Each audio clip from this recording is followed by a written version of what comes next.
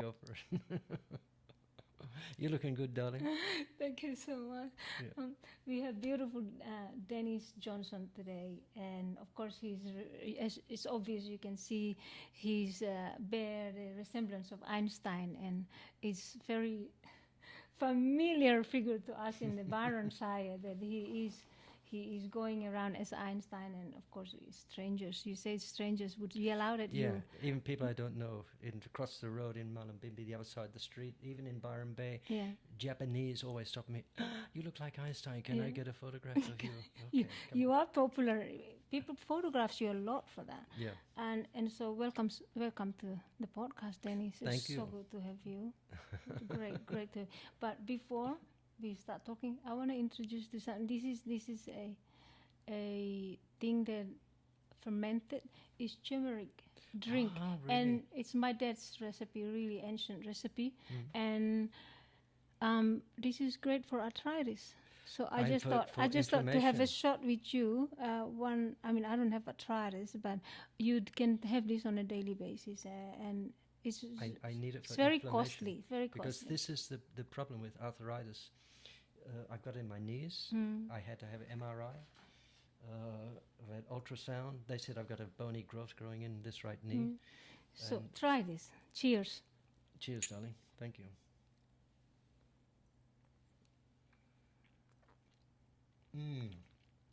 Ah, You know, it's been 3 years fermentation. wow. Yeah. It has a subtle softness, isn't it? It tastes almost like a coffee and almost like a liqueur. It is, but it's no coffee in it. It has a certain liquor because I don't drink alcohol, but I just do with this, and I haven't drank this for like 2 years. I drank a few times during the first year, and that's it. I'm not. I don't know how to. This is the way to deal with arthritis, is to This stop i- the inflammation. Yes, this is for, but it's also for other issues that I'm on a waiting list for an operation in Lismore yeah. from the specialist, So anyway, but I'm not going to get it done. I'm not going to do it. I'm going to work on stopping the inflammation. other than being Einstein, Mhm. can you share with us some of your stories from where it's life journey or whatever it is, and because you have at some point you were trading clothes. I Were you designing them or yeah, but I also designed silkscreen print fabrics. right? Okay, and in Indonesia, my partner was Phil Thomas, who was the roadie with Jim Morrison and the Doors. Okay, and he's the same age as me. He came to Australia to escape the Vietnam War. I went to Asia to escape the Vietnam War. Right. Yes. So I have to check something. And his visa ran out in Australia, and he stayed here illegally. And then the Australian government gave, some years later, they gave an amnesty, and he ended up with getting an Australian passport. So in 1975, he came to Bali and met me. And I'd already met him in Sydney. He had a leather shop in Sydney. Yeah. Fabulous leather worker. Yeah. And artist, everything he touches is artistic. His guitar, his music, his songwriting, his lyrics, everything. Very talented guy. Anyway, so when I was living in Bali, him and I were living together up in Ubud in Champuan, and I went up to Jogja for some reason. To where? Sorry. To Jogjakarta. Oh, okay. And I met this other Indonesian guy there who grew up in Hollywood, and his father was a famous doctor in Surabaya. Okay, so he spent half of the time In Surabaya. Surabaya in Jawa. Right, Surabaya, yeah. And anyway, so this guy was a great guitarist. He played like George Benson, and he grew Wow. up in Hollywood half the time there, or more than half the time. And his father owned this massive clinic in Surabaya. So he said, yeah, we hung out in Jogja, and we travelled around Java, central area a bit, in his combi van. And then he said, okay, I've got to go back to Surabaya, but when you're coming back down to Bali, come and visit, you know. And so I did. And I got to meet his father, and his father had a brother in Parliament in Jakarta, and they became my sponsors in Indonesia. Right. So your clothes were all made in Indonesia back then? Yeah. What sort of clothes were? What kind? Always fashion. Always ladies, 99%. Some surf stuff. Ikat weaving made into shirts for the surf people here. Yes. You know, all that kind of stuff. But we went to... Which year was this? Around the Vietnam War and stuff. I left Australia in 1970. Yeah. The last day of 1970, to get out of Australia before they could catch me for the Vietnam War. Right. Because I turned 20 on 1971 Oh, in so May. you're 20, around Yeah, 20. so that's, what, 55 something years ago, 56 years ago. Yeah. Anyway, in Surabaya, his father had this huge complex with servants and a great big clinic called Clinic Nawir. And he used to remake virgins for the general's daughters who weren't virgins. Because what does that mean? I'm so lost. he would, with the generals, okay, the higher ranking people, Yes. the mother wants to see the blood on the sheets from when they get married. Oh. Okay, so he used to. What's that supposed to be? Like He would put a seal back in so that when they got married, there would be blood on the sheet. And so, but what's the blood on the sheets indicating for marriage? from then the first sexual encounter. Oh my God! But Okay. is that? And he makes money. That's traditional stuff. He is filthy rich, Dr. Nawir, from this. Okay, he's dead now. Anyway, but his father also had a big building, a great big old Dutch building in Surabaya, not so far away from the clinic, and Farrell took me there, his son, and I said, so what are you going to do here? He says, I'm going to do silk screen printing. And I said, man, this is huge. And you've got all these sewing machines. What was this? He said, my dad used to make wigs out of natural hair until synthetic hair came in, and that's what all this building used to be. And he says, and now it's So you're saying that wigs in those days were already like a big thing in Java? Yes, yeah. Wigs for women, okay, made from natural hair. So if you notice in Java, they particularly, you see it in men, but also with women, because they pull their hair back the whole time, up like this, Right. you know, is that they recede really, really Recede, quickly. or the hair receding. The men especially. Okay? And but women also. So they made wigs out of natural hair for the women to wear. Yeah. And anyway, so I said, so what are you going to do? He said, I'm going to do silk screen printing here. And because he was quite artistic also, the son. Right. Besides being a fabulous guitarist. Anyway, so I said, okay, interesting. Sorry. He says, and what are you going to do with all these sewing machines? He says, well, they're just here. And I said, okay, I make garments. I said, my uncle was a costume designer for Theatre Royal in Australia. That's J.C. Williamson's, the biggest theatrical company in the Southern Hemisphere. Okay? And I said he started out with Henrietta Lamonti, who was a Countess of Espinier from France. She came to Australia in the late 1930s, after the war, I think. No, before the war. And then she came back again with her husband, the Count, and they stayed here. And she set up a millinery shop in Rose Street in Sydney. What shop did she set up? A millinery, making hats. She's a milliner. Oh, she studied right. in Paris to be a milliner. She comes from the north, from Brittany. Right. Okay, where her husband is also from, and she took my uncle on, who was gay, my dad's younger brother, as an apprentice to her.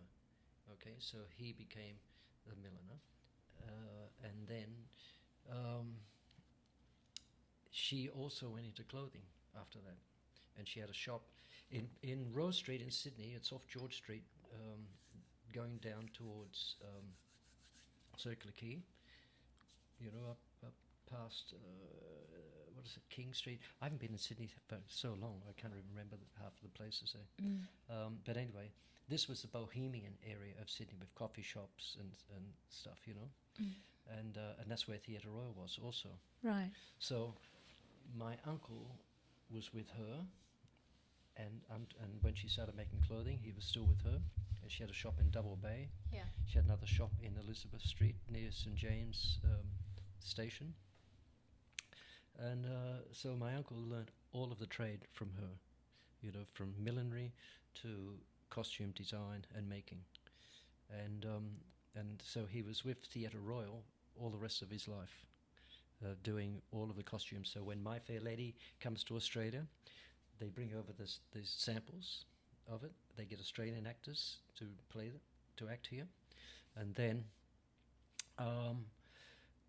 all the garments have to be remade exactly like the original ones, and my uncle makes them all, you know, for all of the people, him and his gay partner, yeah, Richard Legoche, and so that's how you I grew became interested around that, and by the time I was 16, my dad could also sew just as good as my uncle, you know, even with one arm chopped off, you know. And my mum could sew quite good also. She worked. I used to bring fabrics to Australia and remake garments myself here, cutting and making garments after I'd already imported stuff. Yeah. I'd also do production here then. Yes. And what was the label, the clothing label that you had? Then I had a few different labels. Yes. By the way, this is your juice. What's that? Your carrot. Oh, I forgot about that.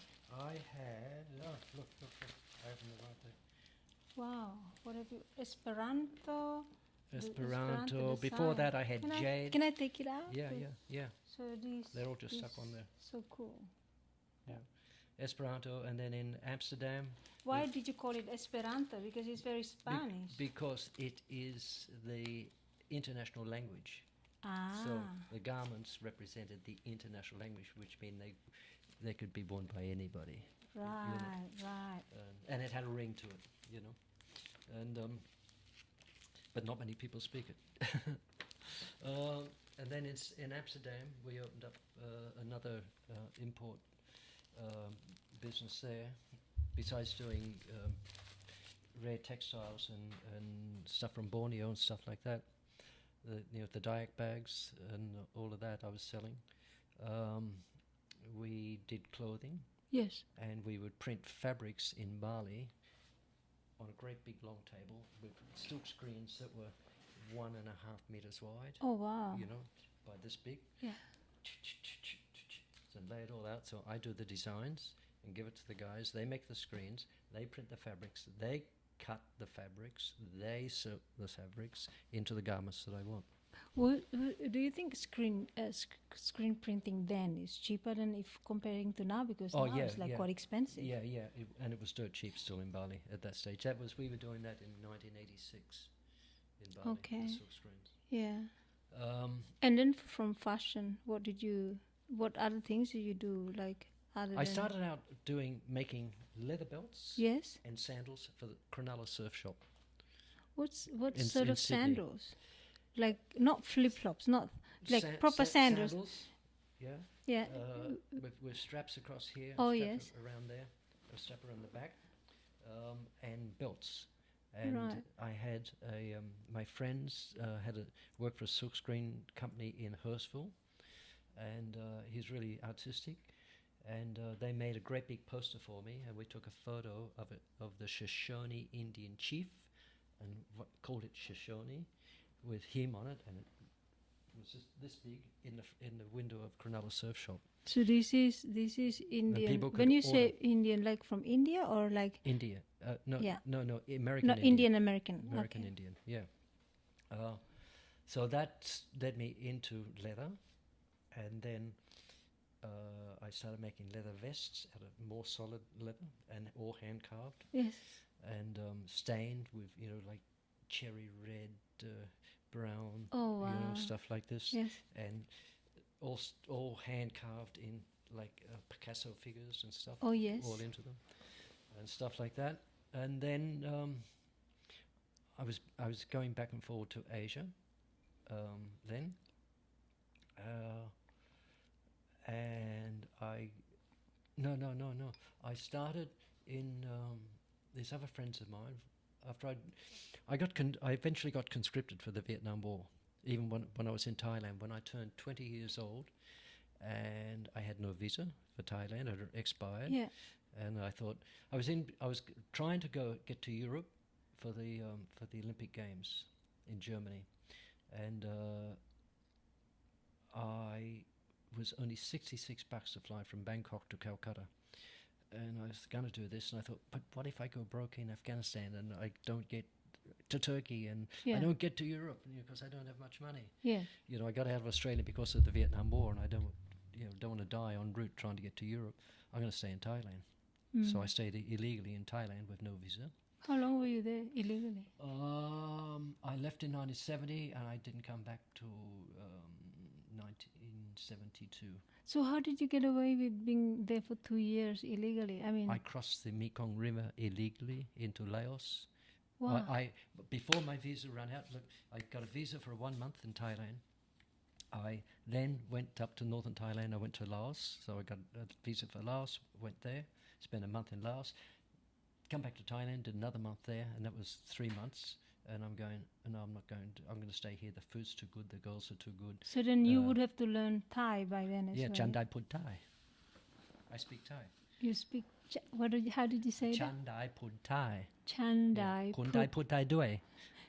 Chandai. Chandai means Chandai Put I Thai. can speak Thai. Chandai Put Thai. Yeah. Did I pronounce it right? Yeah. Oh, I can't. I'm just repeating. Besides Well, that's such Indonesian and Malay. That's so interesting. And so for these 2 years, what did you do in Thailand? I mean, living illegally like that. Well, I met these guys who were selling. In Thailand, they have this white powder that they put on their face after they have a bath, a shower, and when their face is wet. Isn't it just Johnson & Johnson baby powder? No, it's not. No. It's the same kind of powder that you use for prickly heat. It's got that same cooling thing. So because Thailand's hot all the time, so they pat it all on their face, and it becomes like a white face mask. Right, you know?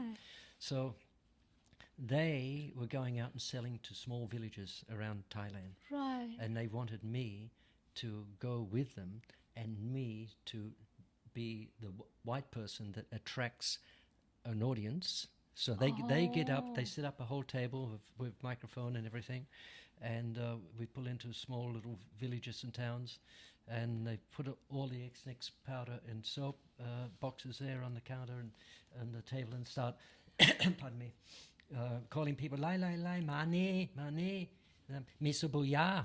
And we've got medicated soap, you know. Oh my God. And this is the son of the professor who, from Germany, who made this. It's a scam. And then, yeah. But it was either go to Vietnam or find a way to survive, you know. Wow. So I have to pick a girl from the audience and speak to her in Thai. Hey, you come up here and I'm going to wash your face with this, and I'm going to put the X-Nix powder and soap. You do it with this sabuya. Sabuya is medicated soap. And then I will clean it off, and then we'll put the white powder on, and you tell me how good it feels, you know. And then we give her some packets of the stuff, and then she goes down, and then they start selling to the audience, you know. So That's I did a great marketing. Yeah, so we go and we stay in old Chinese hotels, really classic old hotels, you know. Wow. And no white people in. And we went into Cambodia illegally doing it also. So I did that, and I used to get $5 a show. Oh, But Thailand was very cheap. I then. mean, $5 then. In It was a lot of 1970. money, yeah? It was In still 1970, and I had some restaurants. I met this Thai girl, and she had a husband, an American husband in Vietnam, and the other girl that lived with her also, and they lived in Bangkok on a klong, on a house up, suspended above the water, where the canals are. Those, okay. You know, those filthy klongs, filthy. The one that floats? Yeah, there's some that are just permanently up there, as others that have like canals where the water's flowing. Okay. They throw everything into the klongs. You know. What is klongs? A klong. A klong is like a waterway. It's like a canalway. Yeah. Okay. But not clean like canal in Europe. No, they're extremely dirty. Yeah. You got to walk along planks so you don't fall in them to get to the house and all this kind of stuff. So these girls said, "You can come and stay with us. You come and live here with us," and they fed me, and fucked me, and treated me like a king, you know. Except for one time when I cut open a papaya and grabbed some this girl has spoiled you. Grabbed the newspaper and put it on the ground and took out all of the papaya seeds and the peel and everything and put it on there. And next minute I got a big whack across my face. "How dare you," in Thai, "how dare you put that rubbish on the king?" You know, they're so king crazy. You know, in Thailand. Because of the king poster. The photo on the newspaper his photo was in a newspaper. And you didn't realize it? Well, I didn't know it was a crime of capital punishment. Oh my goodness! You get banned? No. They say you get banned. I said I didn't know. No. You can't do that in Thailand. You know. God. Yeah. Yeah, I learned very recently that you can get banned from Thailand. Is it like a serious crime thing to speak badly about the king or criticize? They'll put you in jail. This is why the big protests in when Indiana was young, when he was born, not young, but when he was born in Thailand, there was riots in the street against the government, against the Chinawat government, because they were really super corrupt. Okay. And there was people getting shot and riots in the street and everything like that. So that was 12 years ago. Yes. Yeah. So you can't say anything about the king. Okay. At all. So just referring to the king or the whole royal family? Particularly, also the royal family, but particularly to the king. You know, it's like a god. Wow. And nearly everybody in the country is religiously overbearing with religion, with Buddhism. Right. Overbearing. Wow. You know, the whole country. So back to this 2 years of luxury. And when you threw that papaya thing and then that was okay. I stayed there. And then I was doing the soap thing, the sabuya,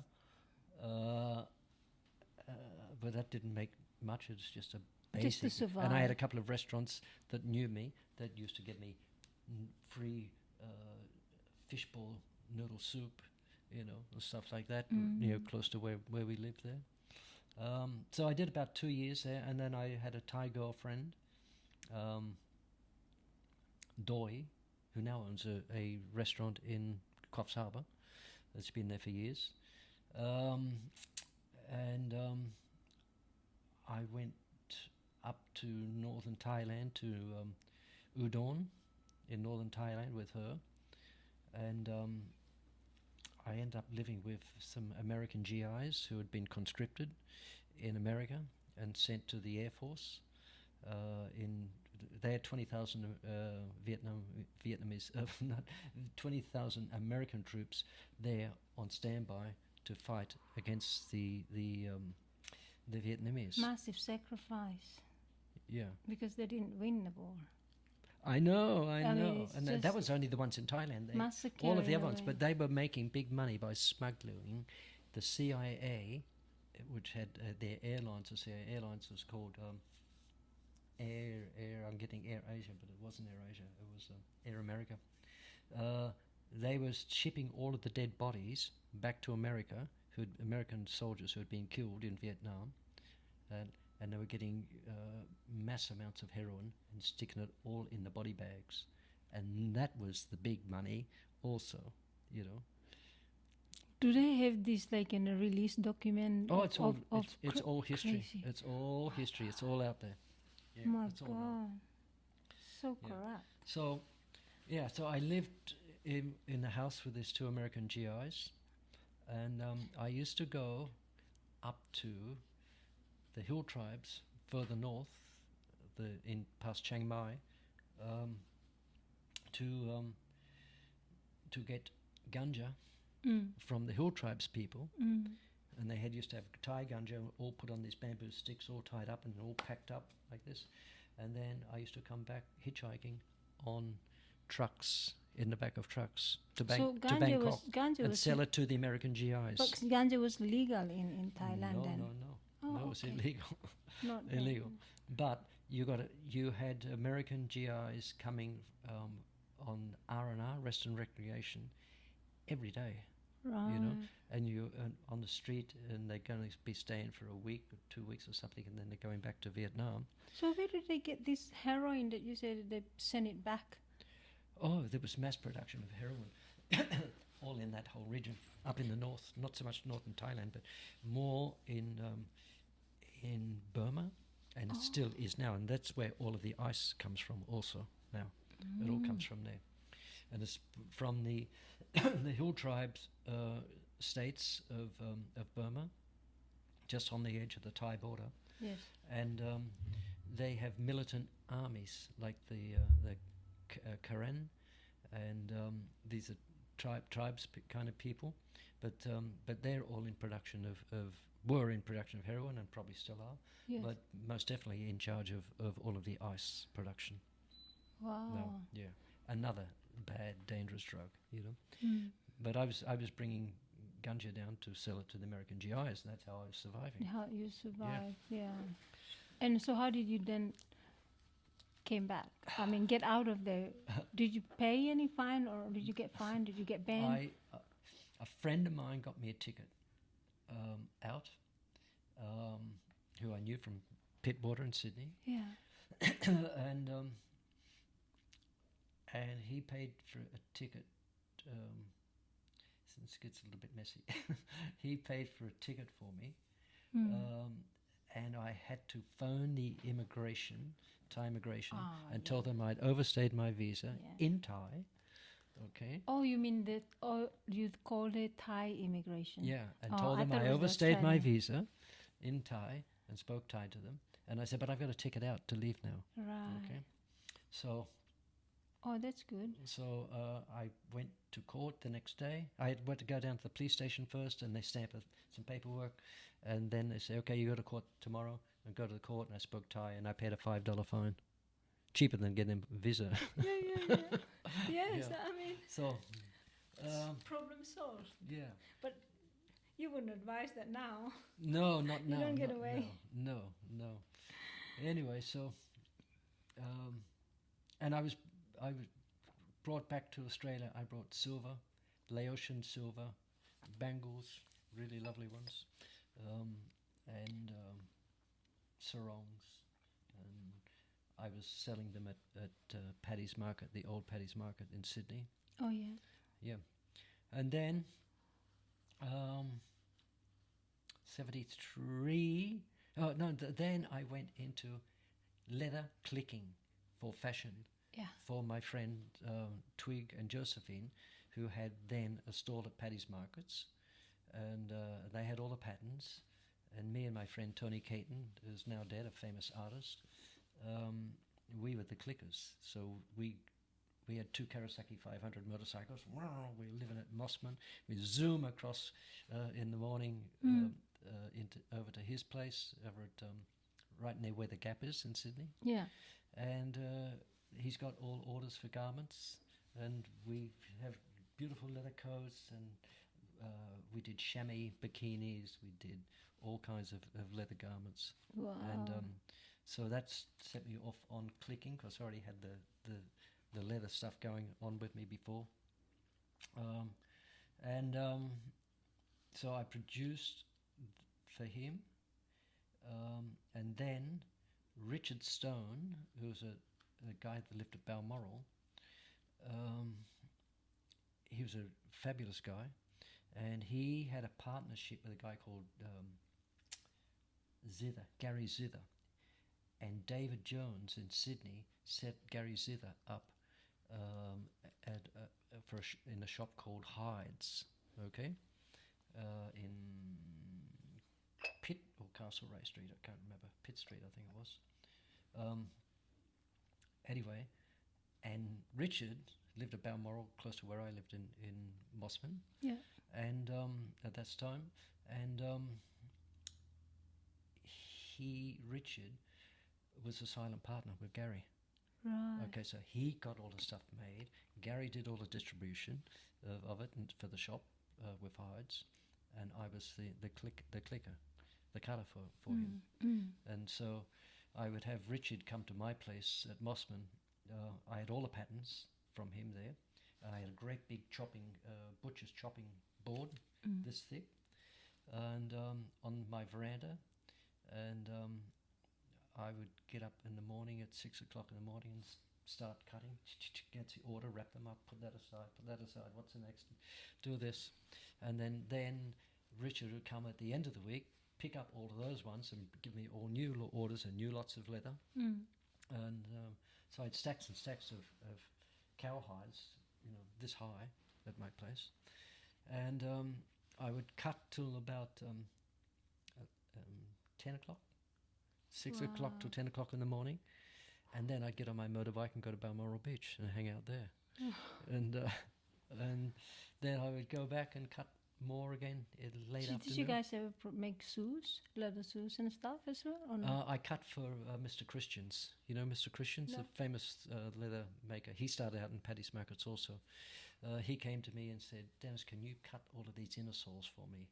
Thousands of them." So I cut all of his shoes also. And back then, shoes production, like from leathers, wouldn't be like now. It's just in massive amount. Yeah.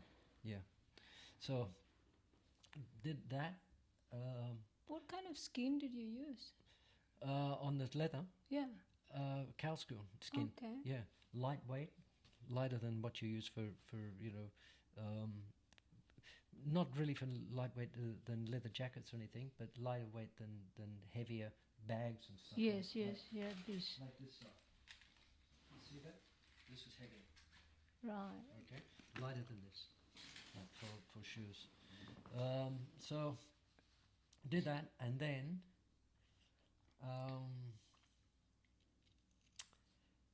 came up here to Byron on a Karasaki 500 with Gitama, who is Jaya's mother. So that was the first time that you came to Byron? No, I came here in 1959. How old were you then? 9. What was your first impression at 9 years old being in Byron? It was nothing like it is now. I came here with my parents. I mean, in contrast to where you were. At the end of 1959, for Christmas, my dad was the manager of a big building company in Sydney, right in George Street near Chinatown. And we had a car with Munya Homes written all over it. And we drove up here because our neighbours next door had a farm at Tevan and a farm at Ballina, where I lived in Sydney. And so that was my first impression. I was like 9. Yeah. And we had friends up at Coolangatta, and we went up there. And I remember my mum smuggling papaya in her great big sombrero hat in the car with the papaya sitting underneath it, because you weren't allowed to take the fruit across the borders, the tick checks. Oh. The tick gates, yeah. And the guy, "You got any fruit for it?" No. This papaya this big with like a sombrero sitting on it. Yeah. So we didn't stay for that long, but it was my first introduction up here. And then by the time I was 16, I was hitchhiking up here. Oh, wow. Yeah. And then staying at the back of 7 Mile Seven Miles Beach. You know, the road goes from Broken Head up to 7 Mile Beach, that back road right up on the top of the hill. Yeah. And Waddigos had a property further down with bananas. And so I was staying in an old banana shack up on the top of Waddigos. Oh, up on top of the top of Broken Head, where it gets to the peak before it goes down to 7 Mile Beach. Yes. So I was 16 then. And we were smoking dope and taking LSD and, you know, doing everything that hippies do. Back then. Yeah. And So that generation really seems to... That was the first surf hippie thing started happening when the surfers stopped being in surf clubs, you know, where they were all straight and were all started smoking dope. The surfboard riders, because Nat Young went to... he won the World Surfing Championships, and he went to South Africa, and Norm Snow, another guy I knew, and they went up through Africa, and they brought back lots of ganja seed with them. Yeah, from Africa. What happened then? Went back to Sydney, kept... God, it's a little bit hard. I have to go through my paperwork. Yeah, you can bring your paperwork and we'll have a look. I would love to. This is so cool. What we did, what I did. Would you like to put them on a table? Hold on, I just have a quick look here. What year were we talking now? 70? Okay, look. Look, I go back to 69, employed by Bergner Air Conditioning in Sydney, installing air conditioning and some subcontracting housing installations. 1970, worked on the Australian government surveying team. Come closer to the mic. Surveying. Yes. The Daly River Aboriginal Reserve for the government in Northern Territory. So I was out there for 4 months, nearly 5 months, and we were working 10 hours a day, 6 days a week, sleeping in tents up on the edge of the reserve, and then a great big slope going down into the Daly River where it's full of crocodiles. Whoa. And 10 hours a day, and we go out in Land Rovers. We had a chef in a tent and a great big tarpaulin, which was where we ate with a great big table, and he would cook all the foods for us and give us and make our lunches to take out in the bush. And we go out, and I have to chop down trees to carve the way through of where the guys got to survey with a theodolite. So there was some few Aborigine guys and Torres Strait Island guys working with us, and a few white guys. And I was one of the, not the Aborigine ones. Yeah. Wow. So did that, and that's how I made money to get out of Australia before they could catch me. These lists look like you're composing a book. That's the only way I can remember it. Well, with the divorce thing, also with Stacia, and I've got to give a brief history. You know, so I've got all of this stuff already. Yeah. Because I clicked everything I did. So wow, you know? This is so like your employment history. Exactly. Yeah. So look, then I said, did that, and so I left on the last day in 1970 to go to I tried to go to Timor. I had a ticket that went to Dili to East Timor. Portuguese Timor. Timor-Leste. Back then. Timor-Leste. Well, then it was Portuguese Timor. And you know how much it was? It was $45 from Darwin to Dili. Okay. Oh, wow. And then you get out in Dili, and then you go by bus up to the top of the island, the Arafura Sea, and you get on a raft, and you go down just a little bit further down, and you come in the Indonesian side of Timor. And there was two guys I knew, a guy and a girl, and they went about 3 weeks before me, and I was in Darwin, and I had a ticket, and they came back. Within 2 weeks, they were back. I said, what happened? They said, we got kicked out. They wouldn't let us in Indonesian Timor because, pardon me. To the west of Timor. Yeah, because we had long beards and long hair. So they classified them as hippies because people had been sleeping on the beach in Bali already then. and staying for long term, Wow, this is interesting. So Overs- hippies weren't. Oh wow. overstaying their visas and stuff like that. Hippies are almost like the, Romani gypsies. There's no place for them back then. Exactly, It's crazy. exactly. It was then. Singapore also, you couldn't go with long hair. That's why I went and changed my ticket. I said, no, I'm not cutting my hair, and I had a big long beard then. Yeah. I'm going to change my ticket. I'm not going to Timor. I'll fly over to Kuala Lumpur. This is pretty strange because many traditional cultures that are still preserved till today. Men have long hair and long beard as well. They wear buns even, And So then I spiritual flew leaders. to Malaysia and I left at 9 o'clock at night from Right. Darwin, and I arrived in the early hours of the morning in Kuala Lumpur, and I got in a taxi. I said, take me to a Sikh temple. To what temple? A Sikh temple, A Sikh. The Sikh temple. They always have the long beards and the Yes, turban, because you could stay free at the Sikh temples, and they have mattresses made with Very charitable. with rope made a wooden frame, and then the rope bedding made the mattress piece made from coconut fiber on that. So you can go stay free on this. So I went in and pulled out my sarong, and I had already Sabanese textiles then.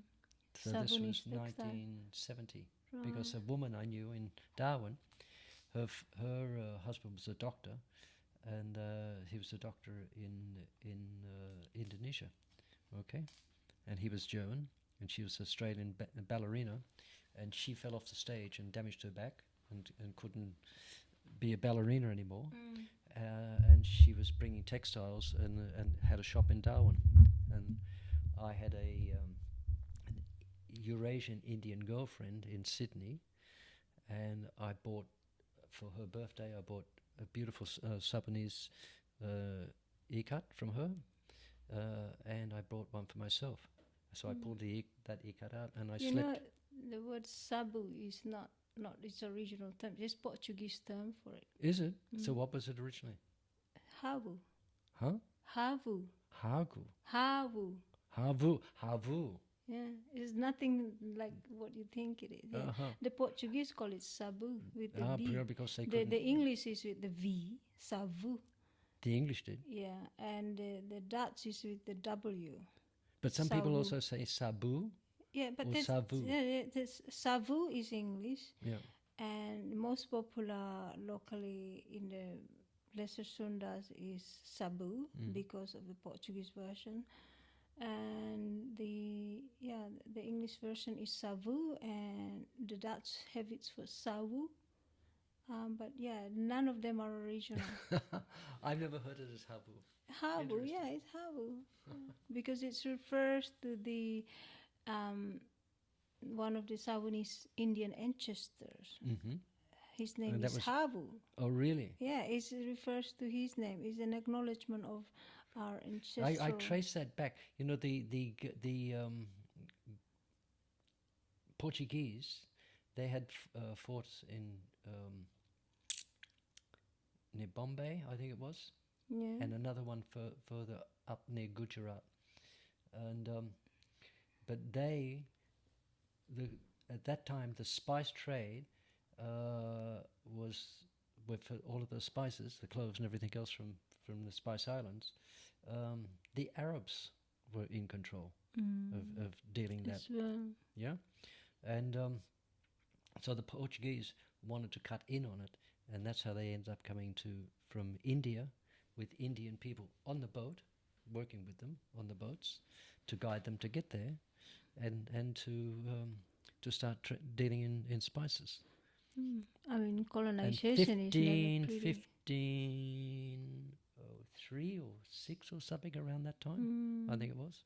So your ancestor, your Indian ancestor. No, we have a different migration. I mean, one of the recorded in oral history is predicted that it's through an ancient war. There's like several Oh, waves yeah. of migration, and there was one that they think it was through an Ayodhya war Yes, back yes. then, Yeah. and I mean people would have to escape persecutions and that sort of Yeah. stuff. I mean we caste back then in India as well, you Yeah. know, and it's understandable. Yeah. I mean migration. I mean we have Indian names. We have lots. I mean names of a place like that. Ancient Savanese kingdom is refer to the name Gujarati. Mm-hmm. And there is a principality kingdom next to the ancient kingdom called Hurati, which is, we don't say, the Savanese don't say the letter S. They have it substituted it as H, and so we don't say Surat as in Surati, we say Hurati. So it's all also like the name, you know, in India I think is Did you say Surat? Haryana. I think Haryana is the name of a place in India, Yeah. but Haryana is honored in as a girl's name in my language. Really? Yeah. So and a girl can be called Anna, and that's her like Nickname, ordinary. is it? No. It's like Savanese names really complicated. So you can be called Anna. Let's say I can be called Anna. I was born, given the name Anna as a first name. Then my last name, if my mother chose to have a child without marriage, because it's nothing, no, it's totally legal there. Like in Savu, by tradition, a woman can have a child and choose to not want to have the man. Mm-hmm. And so then the child will bear the mother's first name as her last name. So that's how we trace genealogy so easily. But if then the two are married, the parents are traditionally married and legally married by tradition, then you bear your father's first name as your last name. Then your father bears your father's first name. It's like this. That's So the same in super Celtic, easy. in Scottish. It's super Mac- easy. That's why you have Macintosh Jensen in is Mac Scandinavia means and the son of. yeah. Okay. That's like you, Johnson, Yeah. son of John. Yeah. John's son, and so very very alike to that. But I mean, like, it's in a way we kind of refer to the first name as a last name.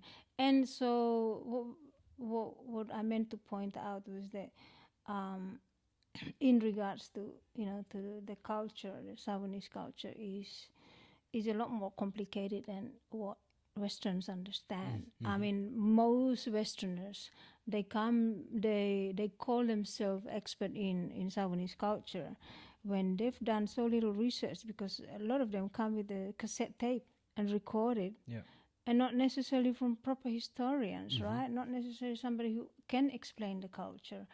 And they record it, and then of course it's not in a language that is understood by them, so there's going to be obvious mistranslations. Once they edit it, they translate it, and they don't come back to the island and say, hey, can you check if all of these are correct? That's right. Yeah. And then I see some people having absolutely misinformed other people, and they're selling these things in their books, this information. And I just think it's really wrong to benefit so much money from it, and you're selling wrong information, and then you label yourself an expert on someone's culture. I think outrageously rude. I find it rude, because you can never be an expert on a culture unless you live it, you breathe it, you absorb and observe. I mean, these two things, like, and then there's there's a side to it as well, where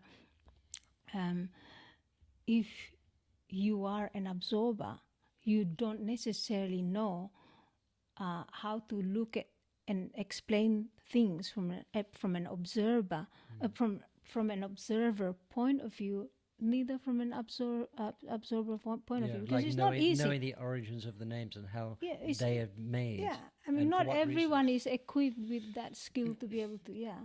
Anyway, we return back to you, because this is super interesting. I don't know where we were. We were talking about textile, because you were doing the textile stuff, and then you mentioned by then you got to Timor, you already have the Savanese textiles. Oh yeah, so that because you got a hold from this lady in Sydney. That was when I went to Malaysia. To Malaysia. Because you were mentioning this lady in Sydney who sell this stuff. And Travel, look, 1971. So I arrived on the first day of 1971 in Malaysia. So I said, travel to Southeast Asia to study Bahasa Indonesia, Bahasa Malaysia, employed part-time by XNIX Cosmetic Proprietary Limited as a promotional representative throughout Thailand, also manufactured fashion garments for distribution in Australia. Okay, and that's going into 72. Then employed by, when I came back from Asia, I got conscripted when I was turned 20. Right. And my parents sent me that and said, they've got you, you've been conscripted. I said, tell them I'm never coming back. Right. You know, and I stayed there. But after some time, when I came to Australia, I went on a run. I went back to my parents' place and said, hey, I'm home, but I can't stay here because the army's going to be here knocking on your door trying to find me. And of course, the conscription. So I went to Magnetic Island in Queensland. How long did you stay there? I was there for months, sleeping on the beach. But I couldn't work because I didn't have a permit to work. Because they will find you anyway. Yeah. And you needed a pass, to show that you hadn't been conscripted. And I didn't have one. Can you imagine trying to do this in the modern days where everything's monitored, cameras everywhere? My God. So just to go to the public toilet, there's like so many cameras from all angles. I slept on the beach until I thought, I've got to be able to beat this somehow. I can't live like this the rest of my life. I can't get a job, Yeah. So I eventually got a bus to Sydney and I went to my friend, Mick Miller, who was a chemist. Okay. Interesting. And I said, you've got to get me something to get me out of this army medical test. I've got to beat the army medical test. He says, here, I'm going to give you ethadrine. He says, it's going to give you high blood pressure. What was it? Ethadrine. Ethadrine? Yeah, ethadrine. Ethadrine. Yeah, it's like methadone, but it's ethadrine. Ah, see. And he says, and this will give you high blood pressure. He said, so, and I'm going to give you these vials here, this big, I'm going to 2 of them. He says, because when you go in for the medical test, they're going to tell you, go over with all those guys standing over there, and you, at that trough, and you piss into this container. And they give you a great big flask like this. Okay? So they test your urine. And so he says, so when you go in, you got to tell them, they're going to tell you to go over and piss. You got to tell them, oh, look, I just had a pee before I came in, And they said, look, go into the toilet. He told me they would say this. Go into the toilet, sit on the toilet, turn on the tap, and sit there until you piss. It'll trigger you to piss something, and you bring out a sample for us. So quickly get in there, get the urine that I'd taken before I took the ethadrine, and like an hour before, so I know it's already working, and then get it into their file. I took it back out, and the guy says, "Okay, so any medical problems?" I said, "Yeah, high blood pressure." So I was like 22 or something, and he looked at me, and he strapped the high blood pressure thing on and pumped it up. He says, "Oh, you have got high blood pressure. Okay, you're out. You're disqualified. You won't be in." And that was it. I walked out free, and I went back cutting leather clothing, doing all of that stuff. What does it say, this experience about friendship? It's so important, isn't it? Oh, yeah. To have friends. It's who you know. Yeah. It's very important, And then we start raising. We raise children to say, don't talk to strangers. And then they go into Uber. And even Indiana now, he says, God, you talk to everybody. I said, yes, because I know so much different shit generation, now, different generation. I mean, also, like, you're so exposed to different cultures from very young age, and that just builds up differently. Yeah. Anyway, so I didn't have to, I was free. So that's when I started working with Twig and Josephine, and they had the shops in Sydney, and we started renovating other shops for them, as well as doing all the cutting for them. Wow. And did that. And I had the Kawasaki 500 motorcycle, which I drove up here with Gautama's, Yeah. Jaya's mother, on the back of it. And then went back to Sydney and sold the Kawasaki 500, and I bought a Mini Moke and drove the Mini Moke up here for the Nimbin Festival, the Aquarius Festival. At which The very time? first- Yeah, but the festivals, which year? I mean, like 73. because now I mean, it's so many decades old. This festival, it's an amazing festival. I know. Aquarius Festival. Yeah. I went to Nimbin the other week for the first time in years. I went haven't to been. buy. You see, I'm getting so burnt. Yeah. And I went and saw Dunstan the other week. Oh. Yeah. Anyway, so we Anyway, so drove up here for the Nimbin Festival, and I took the seats out of the Mini Moke, and I put wing nuts on the seats. what's mini? you know, pardon? a Mini Moke, they're like a Jeep, but they're small. And Oh, they a got no- car. You're referring to. I'm so. Yeah. I don't have any clue about cars. Yeah. Anyway, they were like a small Jeep, but they were like made by like the company that made minis. They were called. Yeah, like the little Suzuki cars I Sort see of like that, lately. yeah. Similar. Anyway, right. so I could take the seats out of it by putting wing nuts onto it and Right. put them out on the road beside us in the middle of the desert and wherever we were, and driving, and we drove to Nimbin, and it was on my birthday. I remember that. Yeah. And then we stayed for the Nimbin Festival, and then we got back in the Mini Moke and we drove it all the way to Darwin, Whoa. and then built a tree house on the same beach as Guy. No Yeah. way. And he was there the year before. Guy Rainbow Temple guy. Yeah, Anyway, yeah. if you have listened to Guy's podcast, you'll know who you're talking about, because that's amazing. Yeah. Wow. And How then- long did it take and then to I stayed- drive from Nimbin all the way to Darwin? How long did it take you? I think we took about 3 days or something. Did you not stop? Yeah, we wanted to get there quite. We're out in the middle of the desert. It's really bloody hot out there. You you know? So you would have to have fuels ready, like supply and. Yeah, that kind of we knew, you know, with the maps and everything, where was the next place we could get fuel from. You know. You guys sounded like these, Scandinavians who comes to Australia for a holiday, rent a van, and then go all the way up to Alice Springs, travel Yeah. all around Australia. So that was the second time I That's was in Darwin. crazy. Wow. Okay. Yeah. And that's when we built the tree house on the beach in Lamoureux Beach, and stayed there and started making leather again. Wow. And Gautama worked in a jean shop, and I sold the leather bags to the jean shop. Right. Okay, so then we left there in September, and we flew to Bali. And that's where I was trying to get to, right from when I was going to Timor. I was trying to get to Bali, because you could fly from Kupang to Bali for $50 So at what with point? Mapati. That's crazy. At what point in your life did you understand that the practice of art is also in everything, and it's survival? It's a matter of survival. Yeah, like exactly.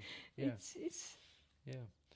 wow. And so we didn't pay rent. Then we had the Mini Moke in Darwin, and then I sold the Mini Moke before we left and flew to Bali. And then we stayed in Bali, and it was just so gorgeous. 1973. Oh yes. It was beautiful. Probably beautiful. And it was still lots of jungle. You would have the rice field rather than Everywhere. the hotels. Everywhere, rice fields everywhere. But the roads were all bad roads. Like if you go down to Yeah, Legian, of from course. Kota I to mean, Legian, not developed with asphalt. that wasn't even tarred or anything then. It was all But dirt. might have been better that way They then. carried I remember the women doing it, and they carried the rocks on their head in great big baskets and dumped them all on the road. And this went on for ages and everything, and then they flattened them all out and everything. And yeah, so I lived in Kuta, in where Poppy's Lane is. Poppy's Lane, yes, okay, yes. up the end of Poppy's Lane, Yeah. and I live with a goldsmith. A goldsmith. Yeah, the goldsmith, the Kuta goldsmith, Pandai Mas in Pardon? What's it? Pandai Mas. Mas is gold. Mas. Yeah, is it? Yeah. I thought there was Emas. Mas, they call it Mas, but Oh, okay. yeah. No, I only know Emas. Yeah. Anyway. Anyway, so I live with Wayan Nama, and his brother is Nyoman Nyoman. I It's forget his okay. last name. Long time. And he's like the head goldsmith of Kuta. Yeah. So I lived with them, and I started making silver jewelry. So I gave them my Laotian jewelry, and I said, copy this, make this, do that. Have do you ever this. done like giving jewelry courses here in the No, Shire? Wow, no. you could do. No, but I've got another part we go into later on. All of that ivory, my million-year-old ivory. Have I got that here? Yeah. No. My million-year-old ivory I got in Java. Right. How did you get it here? I brought it. Oh yeah. There was no It restriction. was all then. covered in lava Oh right. at that time, Oh okay. except for one piece where I cut it with a diamond saw in Java, in Surabaya, to identify it, to see where it was really. Anyway, where were we? You were in Bali. Yeah, we go to Bali, this is made jewelry there, took that to England, to Portobello Road in England, because Gautama had come from England originally. Okay? Right. They came out on the last boat through the Suez Canal. And her parents, family. And so she grew up half the time in Sydney. And she's had a grandmother still in Camden Town in London. So we stayed with her. And then they had a fabulous big market there in London called the Antiquarius Market, which had all antique kinds of shops all in it.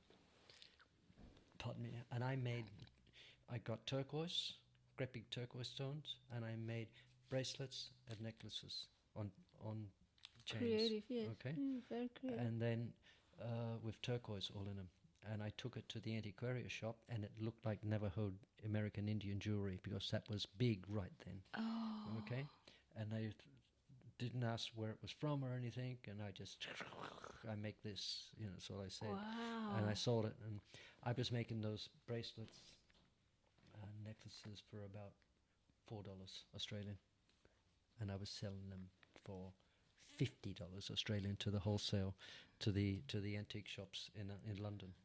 And I took the most fabulous kabayas, antique Pardon, what was it? kabaya. You What know what are the they? Javanese women Oh, wear? kabaya. Kabayas? Kabaya or kabaya? Okay. And I Yeah. took them because I got some in Bali, which I had friends who had contacts to get really fabulous old ones, really great, in good condition. And I took them in Kensington High Street in London to a fashion shop and showed them, and they went, these are fabulous, how much And nicer. so the embroidery is And like top, Yeah, top and I stuff. got really big dollars for them. Really big dollars. I can't remember how much it was now. But I was buying more in Jogja, Jogjakarta, in the markets. Not quite as good, but I was buying them for $3 and $2 and stuff like this. But those ones I bought from my friend, who ended up becoming the first Hells Angel in Kuta, from his sister in Denpasar. And they were like the Balinese mafia, of any problem going on, they've sorted out, I knew his whole family in Denpasar. Anyway, so I sold them and made a fortune, and Gautama and I weren't travelling so well at that stage, and I thought, I'm going to go to Japan. I'm going to go back to Bali and make stuff and take it to Japan and sell it in the streets in Japan, the jewelry. Because there's better money. These are the silver ones you made. Yes. I was going to go and do all that stuff and take the kabayas also to Japan. And at that time, we found out that Gautama was pregnant, and this is when Jaya, and being a good guy, I went, guess I can't go to Japan now. Okay, I'm coming back to Australia. So we flew. We had a couple of days in Greece, I think, in Athens, and then on to Sydney. And then I don't know what we did. Where did we go? What did we do then? Oh, return to Australia. Returned to Australia. That was 74.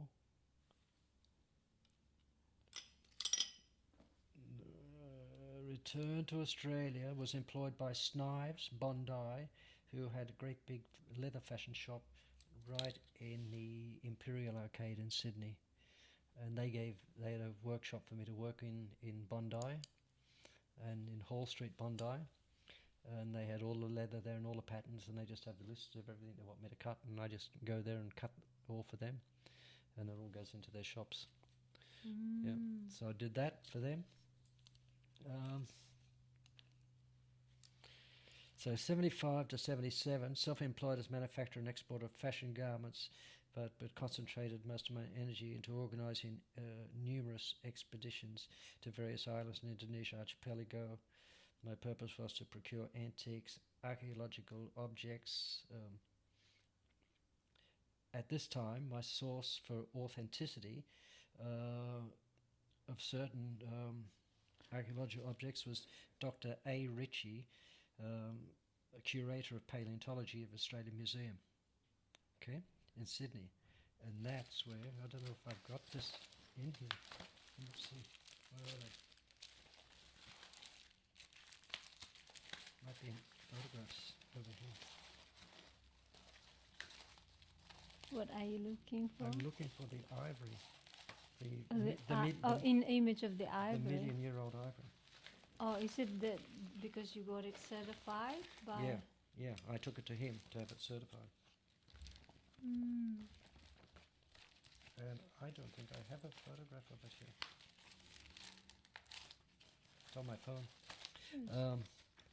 Anyway, so you know what happened? I was in Surabaya. I was buying antiques for Darling Street Antiques in Sydney. Yeah. In Balmain, and for that for the Argyle Art Centre in the Rocks, and for another big place that started on South Downing Street, another antique mob there, which they had quite a few different people had their own small antique venues in there. And I was sending those old Dutch lamps with the weights in that go up and down. The old Dutch lamps like that with the with all the ornate work on them. I was dismantling them and taking the weight out of them, and then giving them to people, packing them up in boxes and say, take this to Sydney, I'll pay you some money, and my father will pick it up from you. And my dad was picking them up, and he was going to the getting lead and making the lead weights again and putting them back in and delivering them to the antique shops for me. Oh. Yeah. Wow. Yeah. So, but in the process of buying all this, Surabaya is a fabulous place if you know where to look for down these tiny little side street alleys and things for antiques. And back then, yeah. because you got Madura, Sulawesi, all here, and all of the boats come into Surabaya. Okay, so you get that's a port where you can find lots of stuff. When you're back in Sydney, like being a dad, how did that impact? So when did you start playing music? Did you start playing music? I started playing music. I had guitars from when I was 10, 11. Okay, so it's from 11, earlier because on. my dad was a singer and he played piano. His best friend, Beniotti, was a piano player, and they played the clubs in Sydney, but they also played on the P&O boats going to Fiji.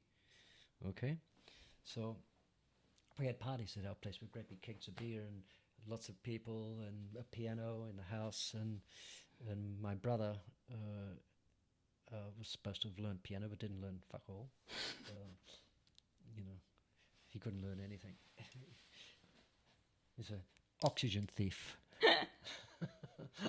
Anyway, but one of my parents' other friends was Johnny Goodman, who played the clubs also with electric guitar, hollow body electric guitar, and he used to come and play at our place also. And we had two other friends that worked on the P&O boats. There were cooks, chefs, and every time they came to Sydney on the P&O boats, they'd come and stay at our house, and they used to bring all. So we used to go to the Sydney terminal where those big ships come in to pick them up, and then there was like Stan, Harrow, and Ashley. One was Scottish, the other was New Zealand guy, and they would bring tons and tons of food, all from the bottom of the ship out. So they come down us and take us up into the ship. We go all around in the ship and everything. Then we come out the bottom part of the ship on another ramp, carrying all these great big boxes of food. And there was like caviar and every fucking thing. Good food. Yeah. And so they come and stay at our place. And Ashley played steel Hawaiian style guitar, slide guitar. Okay. So he played at our place. Johnny Goodman used to come and play at our place with his amplifier, and all the men would be gathered around singing together, and I'd be standing on a chair to get up to the same height as them to sing along with them. Yeah, yeah. When I was this big. It's great. My dad had a fantastic voice. Surrounded by music, surrounded by art. Yeah, but my great grandfather is the first. He's Governor Macquarie's bandmaster. Yeah, Sergeant Bandmaster Robert McIntosh came in 1814 from Scotland. Right. Okay, and his cousin is the Baron of Strathlock, who is in Scotland, who's the 24th Baron of Strathlock in Scotland. What's Strathlock? Strathlock is an area, in Scotland. Okay. And they are the cousins of our family, of our McIntosh family, going all the way back to the 1200s. They keep marrying in and out, the Robinsons and the McIntoshes, Robinsons. And so everyone, my dad had a fantastic voice, he used to sing all the time. And he went to all of the shows, my mum and dad, that Theatre Royal put on, because he had free tickets all the time from my uncle. And he knew the guys that ran Theatre Royal also. So yeah, I was surrounded by music, So you always play just the guitar? Yes, yeah. But I didn't play as good until I got later on, you know. I played acoustic guitar. My parents bought me a guitar. I must have been about 11, maybe. And they bought me a guitar, and they bought me guitar lessons, and I at Campsie, and I went to the fucking place, and there was all these people with their guitars sitting in there, and they're giving you sheet music, and I don't fucking read sheet music. I still don't read sheet music, Neither does Paul McCartney, What was the first song that you play on a guitar? Do you remember at all? Wooden Heart. Wooden Heart. By Elvis Presley. By Elvis Presley. La da da da da da da da dee dee dee dee da da da da. I don't have a wooden heart.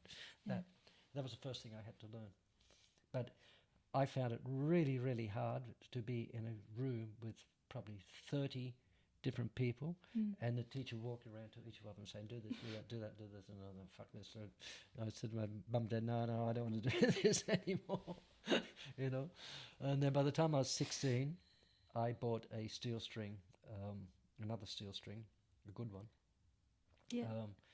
from the guitar shop in Paddington, who was run by an English guy who recorded under the name of Furioso. Furioso. Yeah, and he was a fabulous flamenco player also. And so I bought this electric steel string guitar from him, and then started getting into the chords, all basic, simple stuff, Yeah. But Rolling Stone songs and, stuff like this. Yeah. Beatles songs. But it all started to change when I got electric guitars. Yeah. That's when. In what way do you feel the change? Like, do you want to learn more? Are you more interested in? Yeah, they're more versatile for what you can do, and especially for like playing lead kind of stuff, and they're louder, they're amplified. Yes, boys think they need to be loud. Yeah. So, and I don't remember which one I got first.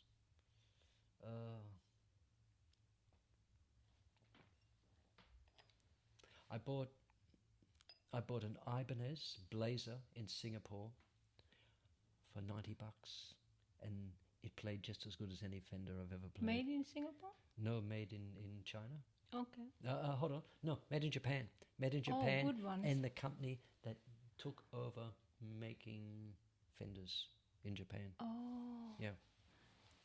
The made in Japans are good stuff with musical they instruments. made great guitars because they're really good with hands, building stuff, you know. Yes, And so I still got that guitar. you still have I it? bought that in 1983. You still have it? Or? Yeah, Wow. it's hanging on my wall. And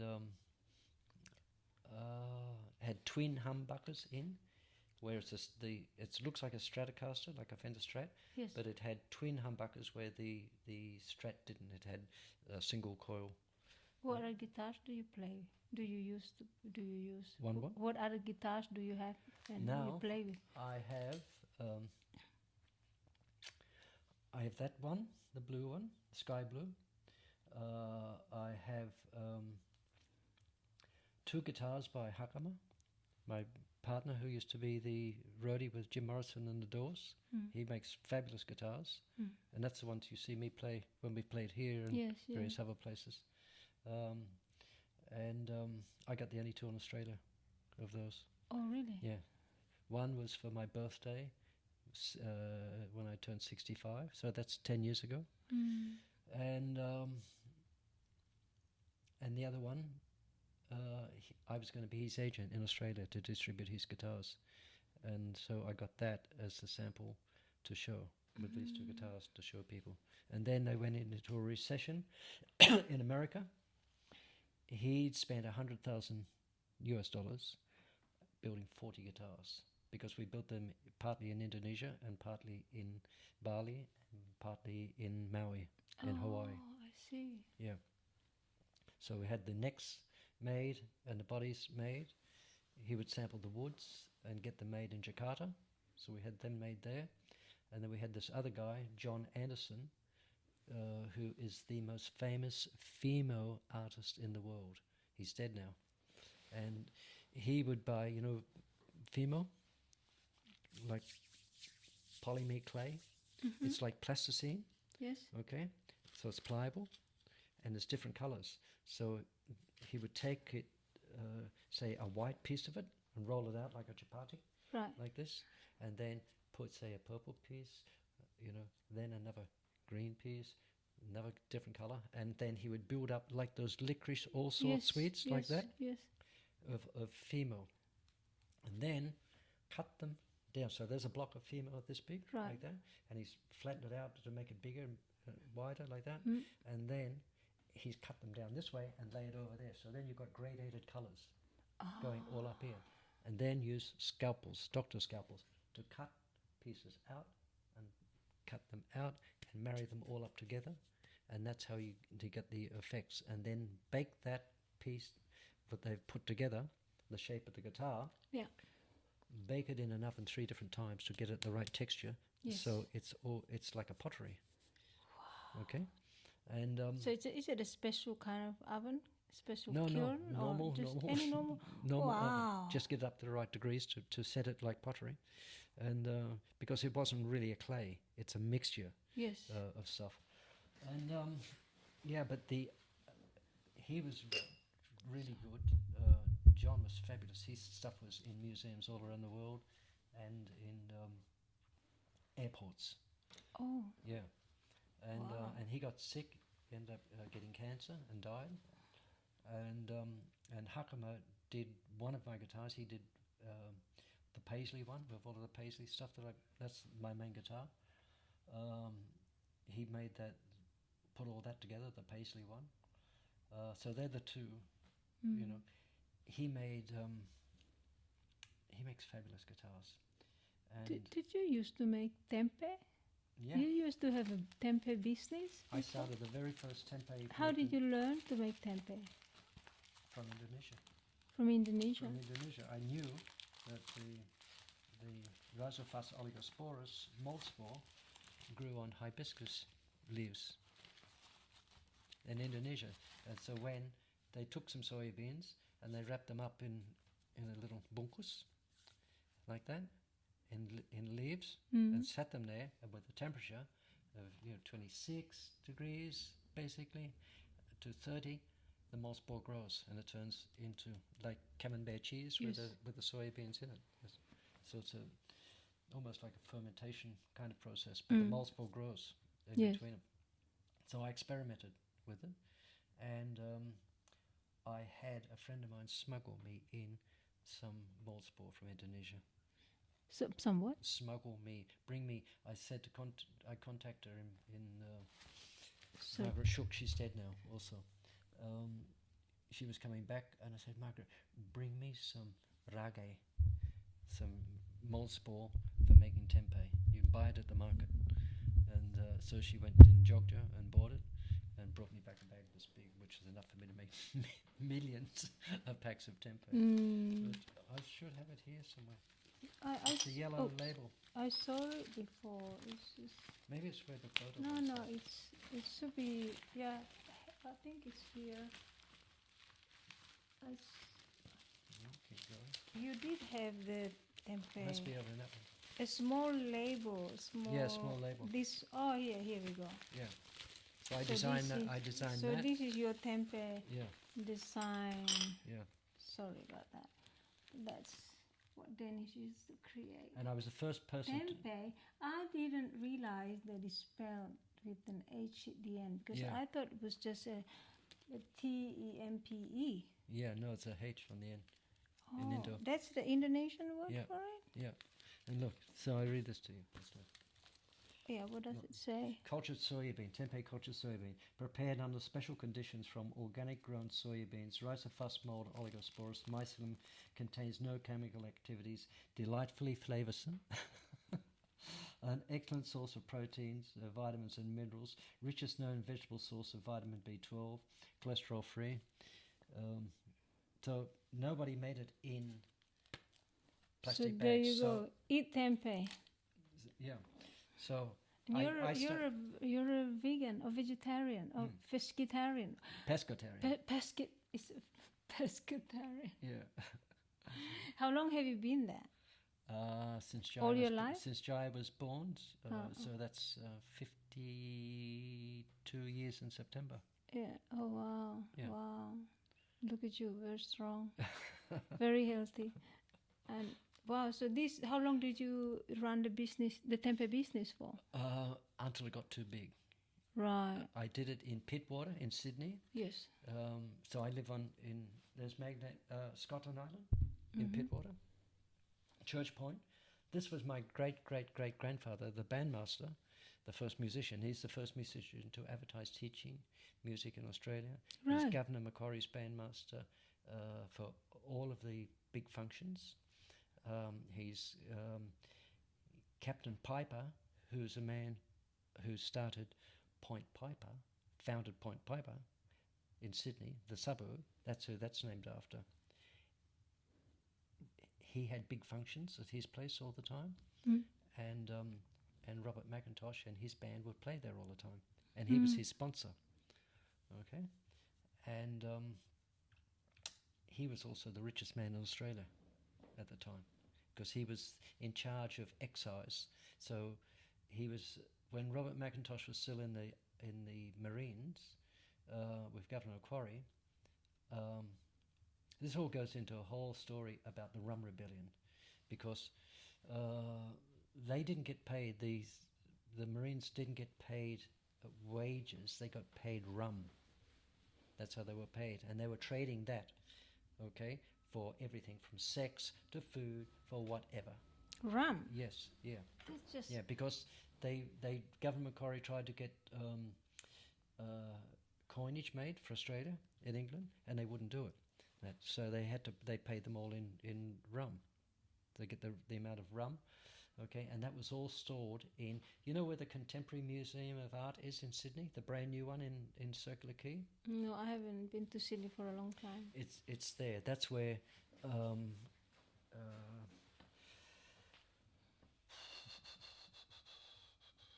that's where this building was.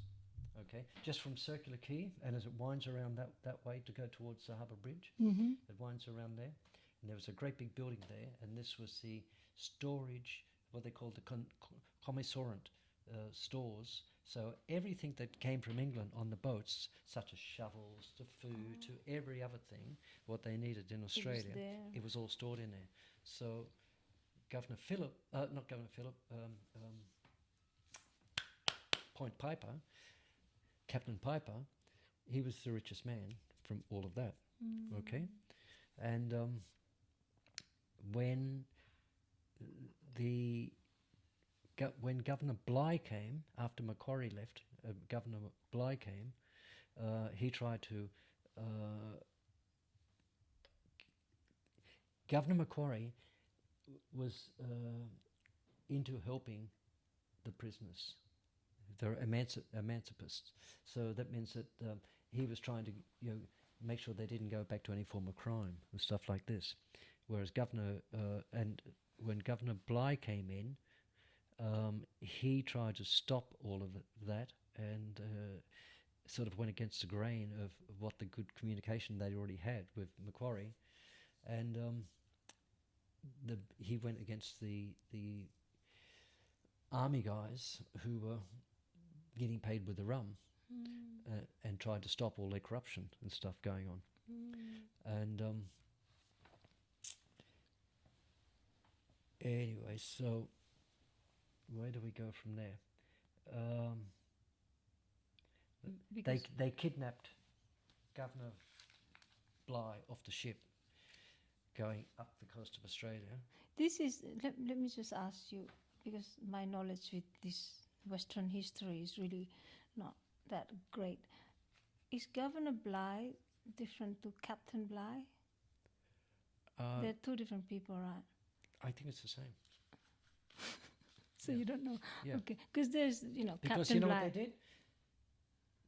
The people that went to into the Pacific, they kidnapped, they got Captain Bligh because everybody hated him, and they put him in a small boat, and with his other guards and everything with him, and cut him loose in the middle of the Pacific Ocean, and he ended up getting all the way to Timor on this boat, okay, and then got picked up by the Dutch, and then got sent back to England and tried to set a court-martial against the people that did it, but they were already in the middle of the Pacific, all with making babies with beautiful women in nearly as far as Easter Island. Oh my God. Anyway, so after that, where do I get to there? The other side of that story is my other great-grandfather is James Squire, the beer maker, the first convict beer maker. Okay. Beer maker. Yeah. What was the beer brand then? Squire. Squire. Yeah. It's called. His brewery was called the Malt and Shovel. The Molten and Shovel. Yeah, and he was just over.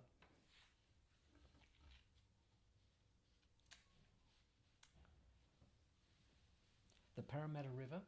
Right. As you're coming up from the Opera House and going up there, that going west, he was at a place called Putney on that side, and he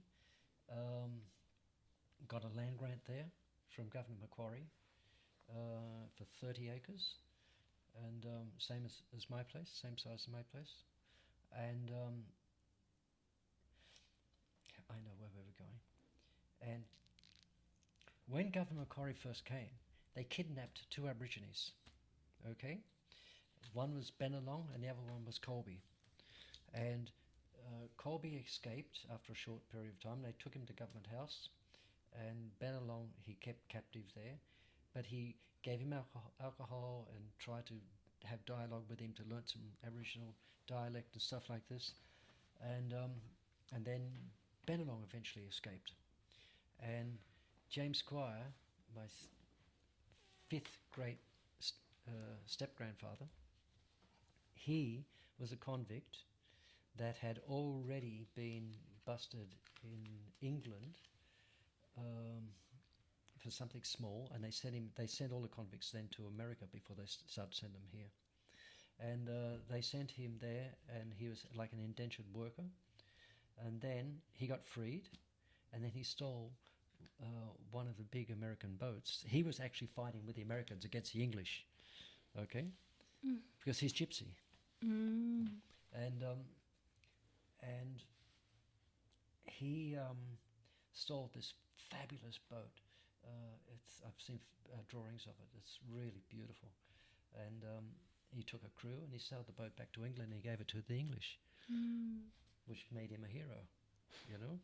And then he was making beer and brewing beer and selling beer at a hotel in England. And the house next door to him, people had moved out of it, and he went and stole the chickens from next door, and he got caught for stealing the chickens. As the police came through the front door, he was going out the back door, and they sent him to Australia as a convict. Of a chicken. Okay, and so he managed to get himself taken off the boat that they were getting on, and they put him on the boat with all of the women.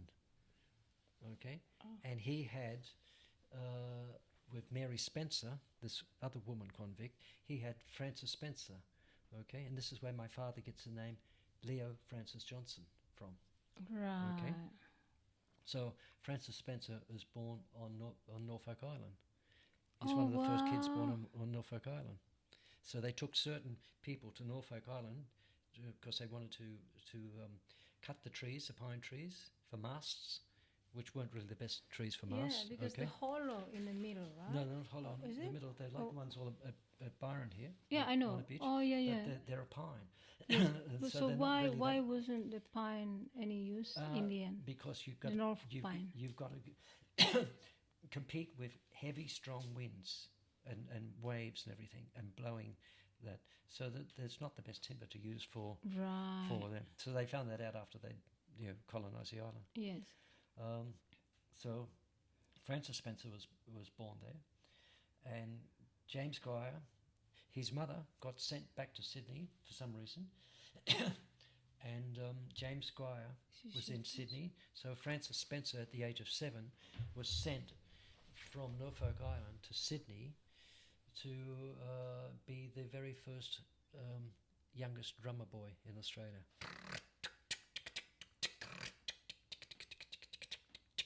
Yeah, like that. And he's Francis's daughter, Mary Jane Spencer.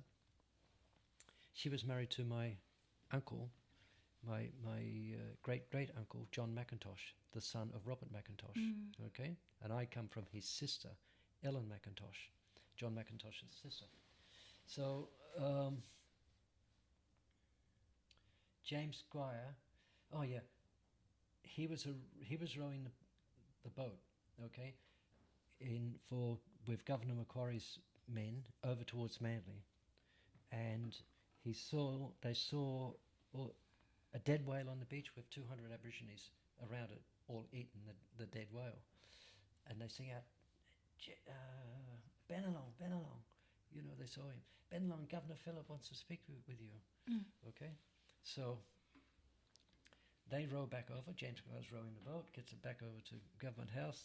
They put Governor Phillip in it, and then they row back, and Governor Phillip gets out of the boat and goes to greet Benelong and greets him and so on, and it's all friendly. And then Governor Phillip tries to greet a couple of other Aborigines there, and one of them is a guy from Pittwater, from further up past Manly, put a hardwood spear straight through his chest, pinned him to the ground. The guards dropped the guns and ran.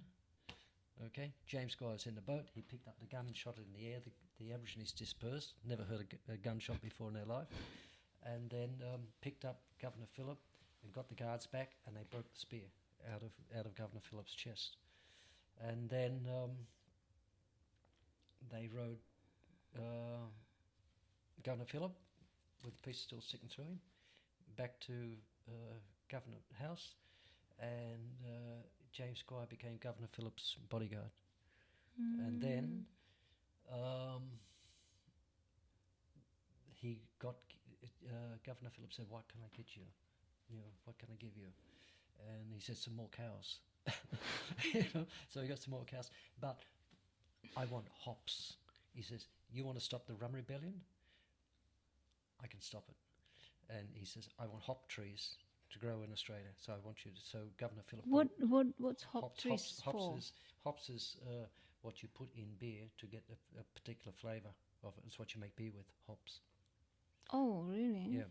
So are they like massive trees? Governor Philip brought trees already in pots, kinds of things, on the boat to Australia. And for Governor Philip, for James Squire, and he started the first hops plantations in Australia. Okay, and then they could get the people drinking beer as opposed to rum, which is less alcohol. Okay, and he became the first beer maker in Australia. Wow. Yeah, and he's noted for that. And then Chuck Hahn, who owns Hahn Breweries. It went from James Squire to his son, took it over when James died, and then it went to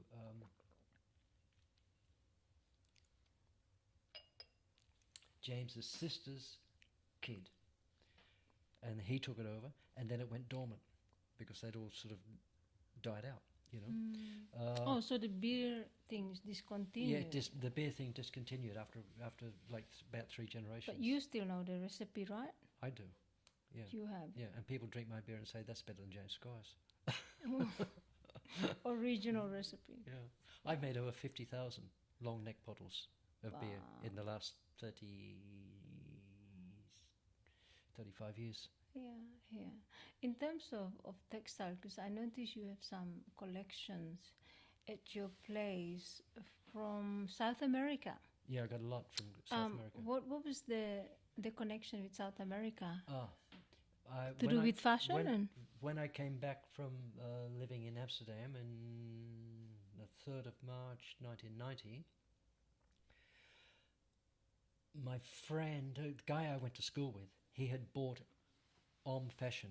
Om was set up in Bali by Steve Palmer, and I was the first person he made garments at the same guy that I made garments with. Yes. Okay, and Ali Harris and Denpasar, and he asked me to bring the samples to Australia and to start to try and to distribute them, and I did. But soon after I left, him and Ali had a falling out and stopped working together. So I just off-sold the samples. They got it together again later on, but by this time, Michael Shaheen, who I went to school with, who went to his brother, went out with a girl who lived next door to me. He bought into the company, and he started taking it over, and he took it over from Steve Palmer, and his brother had a shop in Burwood, a clothing shop. And so they started selling stuff, and built the business up to the 90. We came in 1990, but in the 1980s, while I was living in Amsterdam,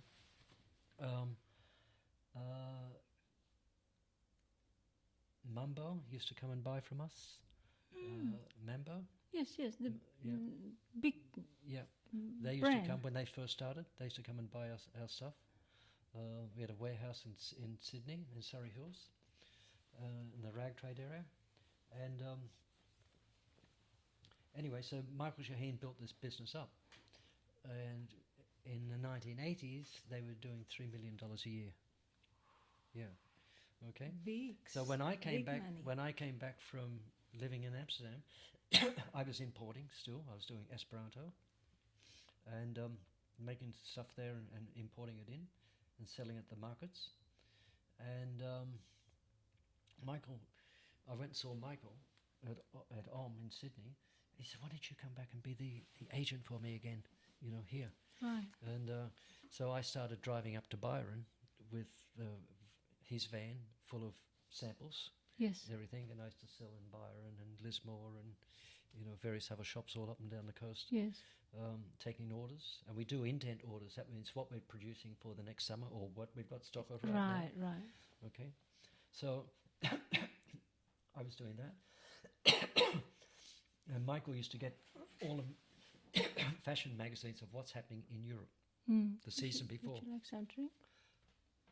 Oh, I forgot about this. Yeah, it's not mixed anymore, but I'll blow into it. Oh, strong. I don't want to put that way. Anyway, he's at the desk one day. He says, "Look at these great jackets, denim jackets with all this textile in." I said, "That's Guatemalan.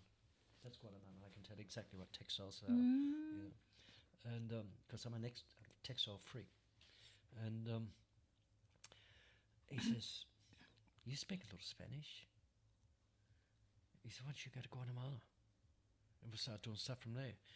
So they gave me $10,000 and sent me to Guatemala. So I took samples, and we were supplying lots of shops all over. We had 600 shops we supplied in Australia. Yeah. Okay. Agents in every state. Pardon me. And so the one big company called ICE.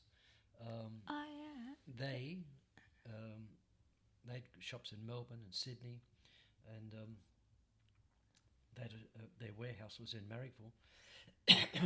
I think they had a shop in Byron like over 10 years ago. They could have, yeah. I can't remember. Anyway, so might be the same one. I say, show me what you want to make, and I'll see if I can find textiles that I can make it in. So they gave me samples. So I took them. I took press studding machines. I went to Guatemala. I made samples. Pardon me. Would you like water? No, I just got a little bit, almost like phlegm on the bottom of my throat. So you went to Guatemala? I went to Guatemala with $10,000, and I made samples, and I wanted it all in traveller's checks because I get a better deal there than what I can buy of getting exchange. Yes. On traveller's checks. I'm better off to do that there. And I bring all the samples back. So I spent 4 months in Guatemala doing all this. Stacia.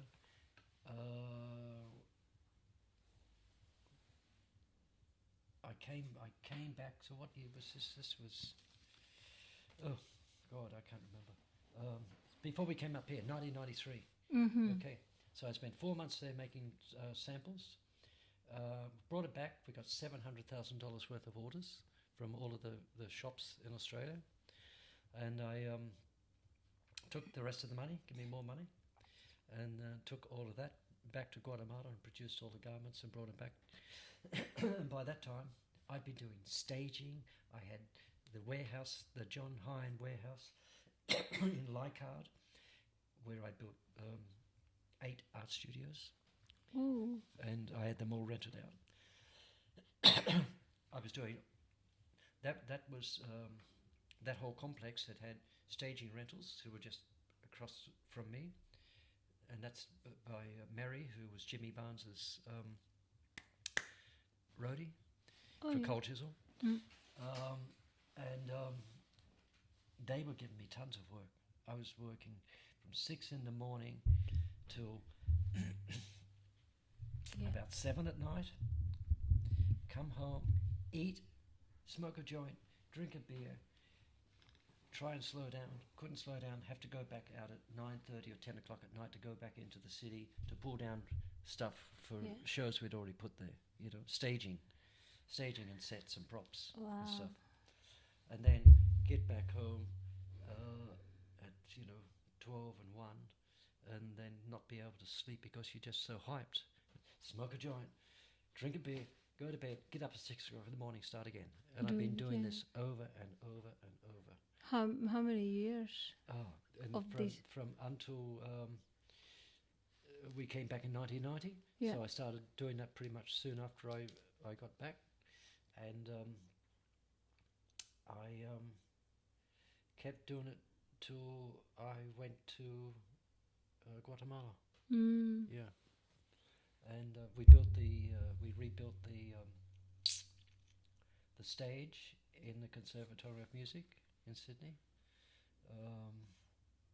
And we did fashion shows for like Grace Brothers and, and great big walkways and all kinds of stuff. That exhibition hall exhibitions, we set all that place up. Overseas shipping terminal, where we did used to go and put all drapes over the whole place in great big scissor lifts and things. And I can't remember what that was for. And we used to do what do they have, that fair down at near Circular Quay, the Argyle, where the Argyle Arts Centre was. They have a fair there once a year. We used to do all of the props and staging work and everything for that, and drapes and stuff for that. And tons and tons of TV, lots of TV stuff. I used to work for Phil McLaren also, who McLaren Concept in Mona Vale, and I lived in Pittwater. Who can you come closer to the mic? No, just to the mic. Sorry. So, yeah. Who he did the opera house for the royal performance for the Queen. Oh. Yeah, I used to work for him in Mona Vale, building sets, and I was the paymaster for all the people who worked for him. Oh, here, Phil McLaren. And what's this one? Oh, wow, this is really old document. This Phil McLaren, yeah. Managing Director. What does it say? Hasn't got a date. This is, there should be a date somewhere. 2006. Yeah, it is 2000. No. 2006. Is that? No. 2106. No, that's it's his, different thing. That's a postcode. I couldn't even. He ended up with TV shows also. It's super old document. Look at this. It's amazing that you kept this. Yeah. This Well, that's it. Having what big is warehouses and then 30 acres of land It has a for all name. those years. I've been for what? Wow. I've had that 100 acres before that, where I lived in Upper Coopers Creek, and so I've had plenty of room to store stuff. You know. Yeah. And so how did you end up decided to? What makes you decided to settle down in the Byron Shire?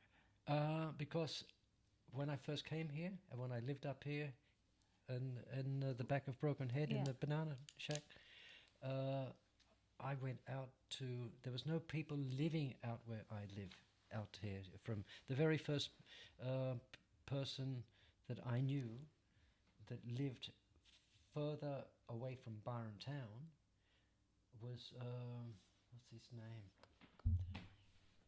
God, famous guy too, I can't remember his name. It was on Corabel Ridge, right where the lookout is. Right where the lookout is. And he had a farmhouse there. Nick Casey, famous character.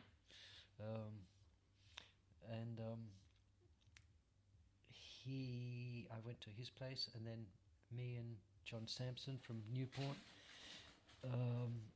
we drove further out to go meet someone else that had just got a farmhouse out at Shannon. Oh yeah. And we got lost trying to get to the Shannon, and we took the wrong turn, and we ended up in Upper Coopers Creek. And that's why I had it in my mind, I'm going back from the last winter in Amsterdam. No more winters here. I'm going back. I'm getting too old. I've got to go back. I've got to make money in Australia. I've got to get settled in Australia so I can buy some land up here. And I did it. The solid, yeah. I did it. And of course I ended up in Upper Coopers Creek. I lived in Federal at first, and then for 18 months. What was Federal? I brought Yachty Indies semi-trailer here, full of everything I had from the warehouses in Sydney, and to rebuild in redoing people's houses up here for where I lived. Yes. Okay. Wow. And so can you like maybe share what was it like in Federal back then? I mean, now Federal is becoming. Yeah. It's crazy. You didn't get food poisoning at the Japanese restaurant.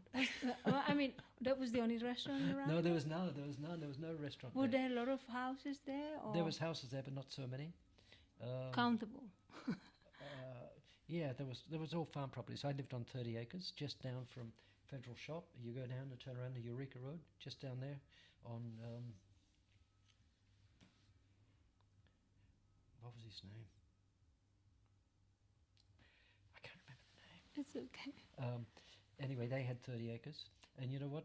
I got back from Guatemala and I wanted out from doing all that work in Sydney. I was driving so much, driving great big Pantech trucks full of staging and stuff like that, and taking a crew of people with me to go do shows at Parramatta and, you know, all over the bloody place, and constantly pollution, traffic and everything. And I wanted to get back up here.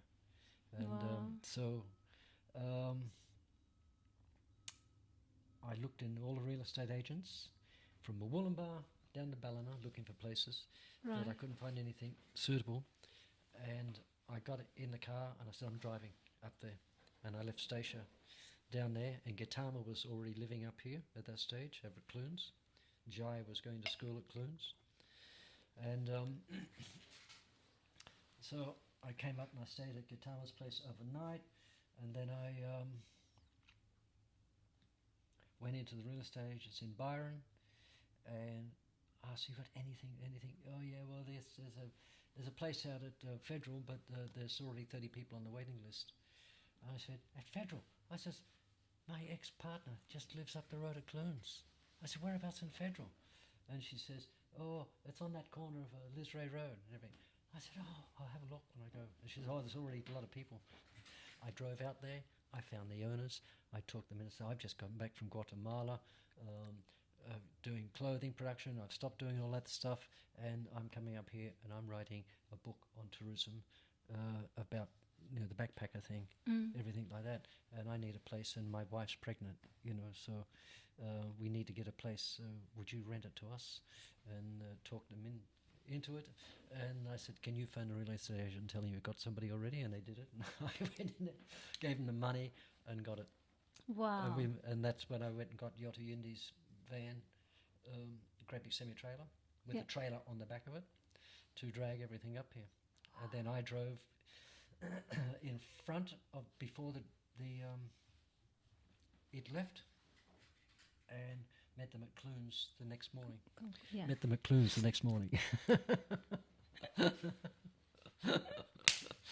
And so we unloaded all of the stuff. We couldn't get the semi-trailer up to the house. It was with a trailer on the back of it.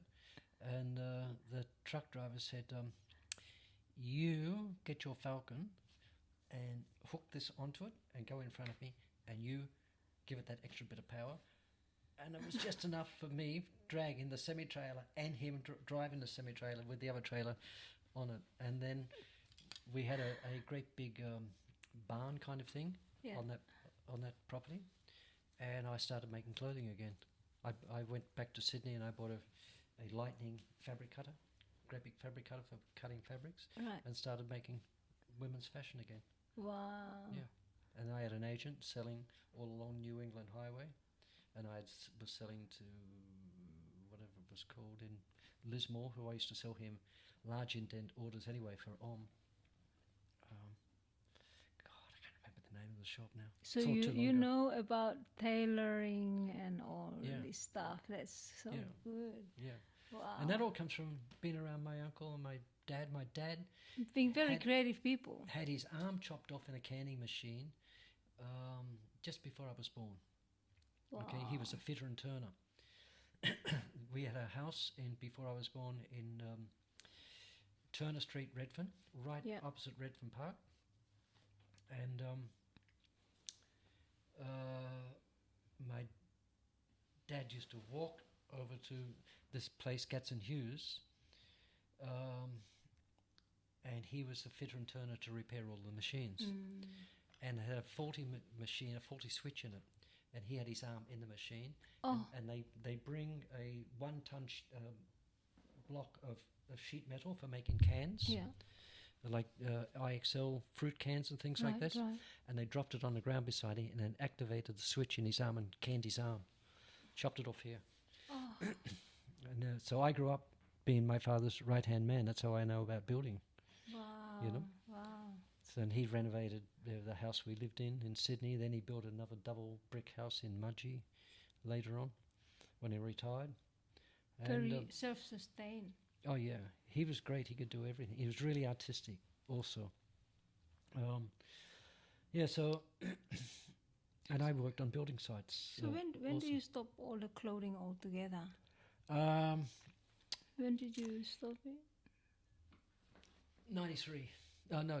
I came up here and I did the clothing up here. I had that agent selling stuff for me. Yeah. And I had sewers in Suffolk Park. I had sewers in Clunes, sewers in Lismore. And so I cut all the fabrics. I had the patterns made. I cut all the fabrics, roll them all up, put them in boxes, and I take them up to Clunes shop. And then a semi-trailer comes and picks them up and delivers them. And I had the orders for what shops I had to go to. And they all go out to the shops. And we didn't sell like in the States so much at all. It was all up around. Were they mainly cotton? I did rayon, polished rayon, which is, you find a lot of garments made in Bali out of that. What's polished rayon made of? It's a synthetic. Ah, okay. But it's really soft. It's like silk. In Indonesia, they call it sutra. Which is like a word for silk. Sutra, it's the word for silk, Silk, yeah, because it feels like silk. It's soft like silk, but it's a little bit thicker. Okay? And so I used to go to Brisbane and buy rolls of fabric from people, and I did it in Sydney also, from people who had excess stock of fabrics that they weren't making from anymore. So give me that one, buy that roll, and take it home and cut all the fabrics, cut them into lovely skirts and mini skirts, and I had linen, lovely linen skirts with these. No, it's okay. With brass buttons on them, stuff like that. But eventually, the biggest problem is lots of these shops are managed by women who are sort of housewives, and maybe the kids have grown up and they're gone and they were looking for something to do, and they buy into a shop or start a shop, and the biggest problem is they don't have any experience in fashion or in business, and they go broke. And this was the deciding factor. Okay, too hard to get the money out of these people. So I stopped doing that, and I started doing a coffee plantation. Yes, that's also what you did. Yes, you've done a lot of things non-stop. I bought. How many acres were the coffee plantation? I mean, I got 30 acres. Coffees from your like remnants of plantation that's left. Yeah. And I still have the raw coffee beans. Wow. And that's 1 meter. Every one of these is 1 meter. So there's one there, so they're up over 2 meters. You know, I have once I decided to have a memory from your beans. The coffee beans I harvest from your place. And I planted many of them, of course. And I kept one in a pot for me. And in my farm, there is one that I replanted. Have you still got that over there? Yeah, I still have it. And I harvest, it's the 3rd year that I harvest my coffee from that one little plant, about 2 meters high, maybe less still. Great production. I didn't realize they only take about 4 years to bear fruits. Maybe even under. Yeah. They didn't take that long. I can't remember. I've got the coffee handbook that the Department of Agriculture did, and they recommended this area was perfect area for growing coffee. It is perfect. Yeah, because they bear great fruits. What was the other tree that's down by? You have the candle nut. Candle nut. You have a candle nut What's tree. it in Indonesian again? I forgot. I don't know. Oh yeah, you do. Yeah, you know it once, but I can't remember what it is. No, I only know it's candle nut. I'm not sure. Anyway, do you want some seeds already sprouted? Because I've got tons of sprouted. Can you put them over there? You don't want? No, I'm not. Okay, because that tree is just too much responsibility doing farming. I know. I told you guys before you did it. But anyway, in relation to so you then stopped later on with I stopped this when I got hit by a car walking across from the tyre shop in Mullumbimby, the red building. Right. And I'd walked in the back of it and ordered a battery. I'd worked at Splendour in the grass, and I was sick for about nearly 2 weeks. And I was on my way to the doctor, and I had excruciating pain in my knees, and I thought I might need knee replacement or something. And I walked out, so I'll come back later on to get the battery. And I walked out the road and looked left and right, and then got hit by a car reversing out into the street and knocked me over, smashed my face, my arms, my knees, You and everything. survived. And That's I amazing. rolled just enough so my head didn't get under the wheel, the back wheel. There's a flat. Funny enough, last night on Facebook I saw a post by the guy that did it, Marcus Trump. I was almost going to say Marcus Trump. not Trump. Trun or something. I can't remember. It's a long time ago. Yeah. Anyway, so I got put on sickness benefits first, then disability pension after that. So that's when you stopped the production. And that's when I stopped all because that and my tractor had seized up because the guy I bought it from, when I did the firefighters benefit concert in Repentance Creek Hall, with John Butler and Tex you Perkins, had John Butler going, and who else? Natalie and Carlo. You missed on Natalie. Natalie Rice was a few weeks ago at Brunswick. I wish you've gone and seen. And Scott Tinkler, voted the best trumpet player 3 years in a row by the Australian Jazz. Wow. He was at Ocean Shores. Another Who really was it? What's his name? Scott Tinkler. And I miss. What's Dunstan. No, Dave Ades. Adis. Dave Ades. Yeah, he's amazing. Yeah, he died. The sax. Yeah. The one that we have in Byron. He died. I know, passed away so sadly. Anyway, we go on. Where were we? Yeah, you were talking about the fire. I put on fundraising. What happened was, it was Christmas Day. My friend Tesfamel Mikel from Eritrea, Ethiopia, who I sponsored into Australia in 1975. He was a refugee. His father was a High Court judge in Eritrea, and Eritrea and Ethiopia were in a war dispute over land. And Tesfa Mikel, we call him Michael, had his father had sent him to Denmark to study. He studied there. And war broke out, and his passport ran out, and he got a refugee status in Denmark, and lived there. He had a kid there with a Danish girl, and then ended up, when I met him in Bali in 1975, early 75, he was with an Italian girl, and he's such a lovely guy. Really beautiful guy. And he told me the story. I said, so how did you get here if your passport ran out? How did you get to Indonesia? He says, I have a travel document. And they got to stamp the travel document where they stamp visas and things. I don't have a passport. I said, so what are you going to do? He says, I don't know. I said, how are you going to, you go back to Denmark or what? I said, you should get to Australia while you can. I said, because it's not going to be easy in the future. It'll be harder, you know. Right now, it's possible you can get yourself into Australia and get a residency visa and stay there and live there. And so I wrote him a reference, and I said, don't go to Jakarta or to Singapore, to the embassies. Go to Kuala Lumpur. Right. And I said, because there's less people trying to get visas there to get into Australia.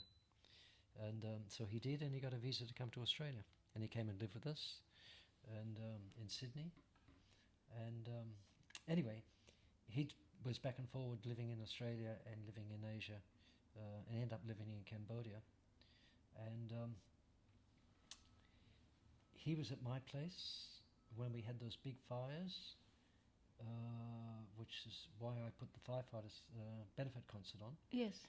because it nearly burned down Tex Perkins' house, who lived just up the road, and he was in Melbourne, and I phoned him, and I said, Tex, your house nearly burned down. We went over with a whippersnapper and a tractor and cut the grass all around so it couldn't get to your house, but it's burning all the way along the ridge, and it burned for 14 days. But I mean, embers flying crazy. Yeah, and at night time, the whole ridge line was all red up there. So, so he thanked me for all of that, and then Stacia was working at Rosebank shop, and people would see me there and say, "Oh, God, you know the fire. You got the firefighters to come for it." I said, "Yeah, I saw the fire," and I phoned them and told them to come. And I took them up and showed them where it was, and it burned for 14 days. Then they went down to Shoalhaven and fought down there, near Nowra, and fought fires down there. And someone said, "You know all the musicians. You know, you're the music judge. Why don't you put on a concert for them?" So I thought, okay, I will. And that's when I had John Butler living on the next property to me, Tex Perkins living up the road, Grace Knight living from the Eurythmics living over at Federal, Natalie and Carlo, Scott Tinkler, and then I went to Wayne Young. It was not Blue King Brown. Blue King Brown, yeah. And I phoned Wayne Young, the executive producer of Crocodile Dundee, who lives up at Goonagary, and I said, Wayne, because his sons had a band called Energy, NRG, but it sounded like Energy. Yes. And I said, Wayne, I'm putting on a concert, up here to raise funds for the firefighters' benefits for Federal, Goonagary and Rosebank firefighters, rural firefighters. I said, so will you get the boys to play for him, his kids? He said, yeah, we'll be there. And then he called Grace Knight. He called... great support. Yeah, he called Scott Tinkler. I ran into Natalie and Carlo at Federal and told them, I said, yeah, we're coming, there was another drummer, I can't remember his name. There's another famous guitarist who I can't remember his name, who was also an award-winning guitarist who was living at Federal. I got him. From Australia? Australian? Yeah, Australian. And I might have his name actually on this.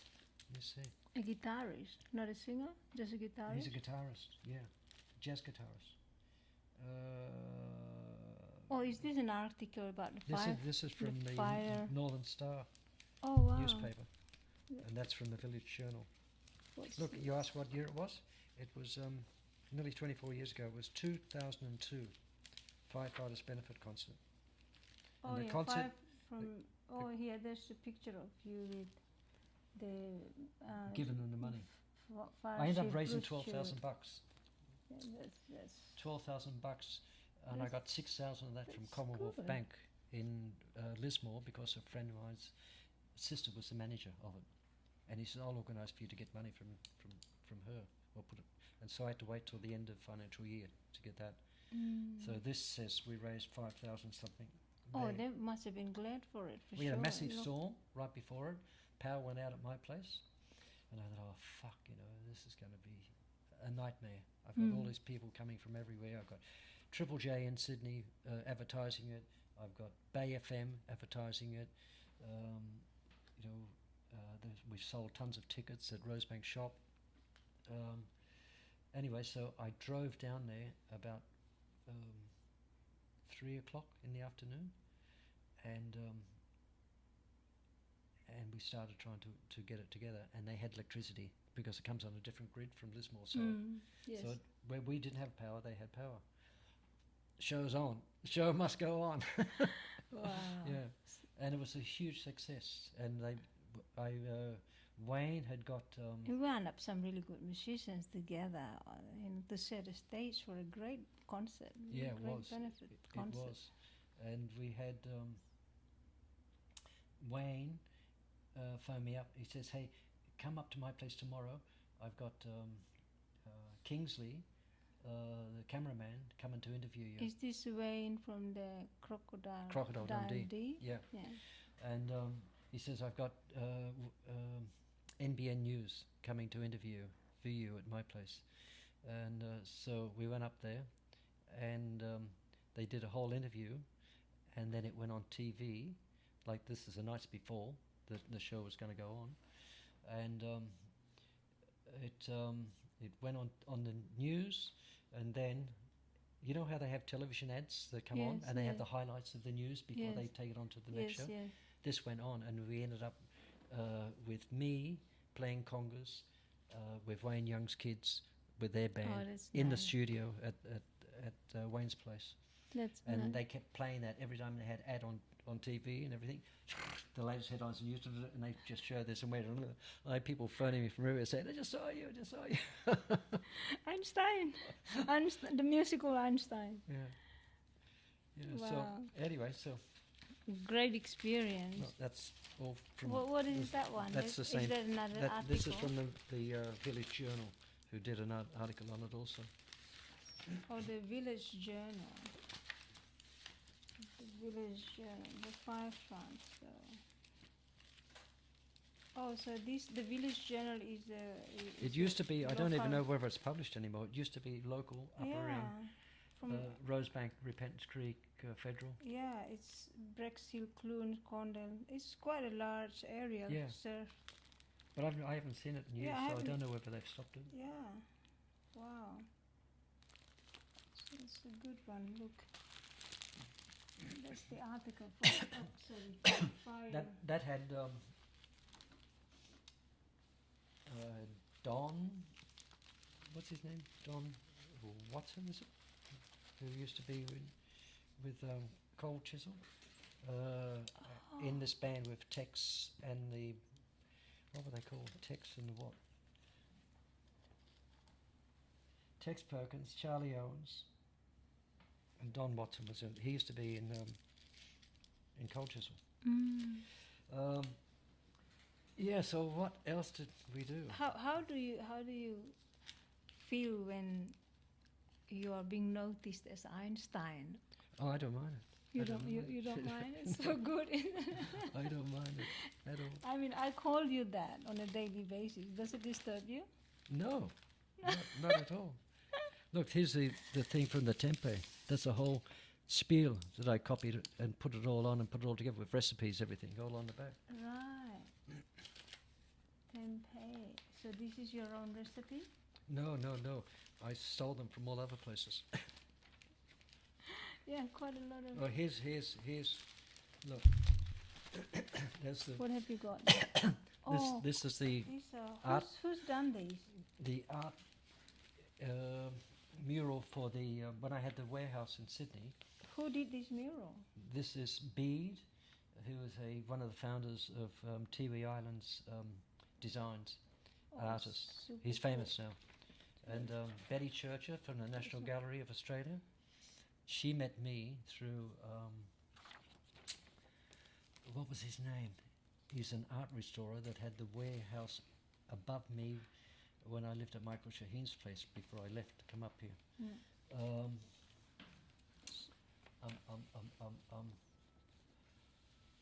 Anyway, I met Betty Churcher, the director of National Gallery, through her, and then she came to see me, and I had already redid the art studios I had the art studios in that big warehouse. That's where we did it at first. She came and saw me and said, "Wow, this looks great. Could you build?" The other guy said, "Get Dennis. He can build all that stuff, you know."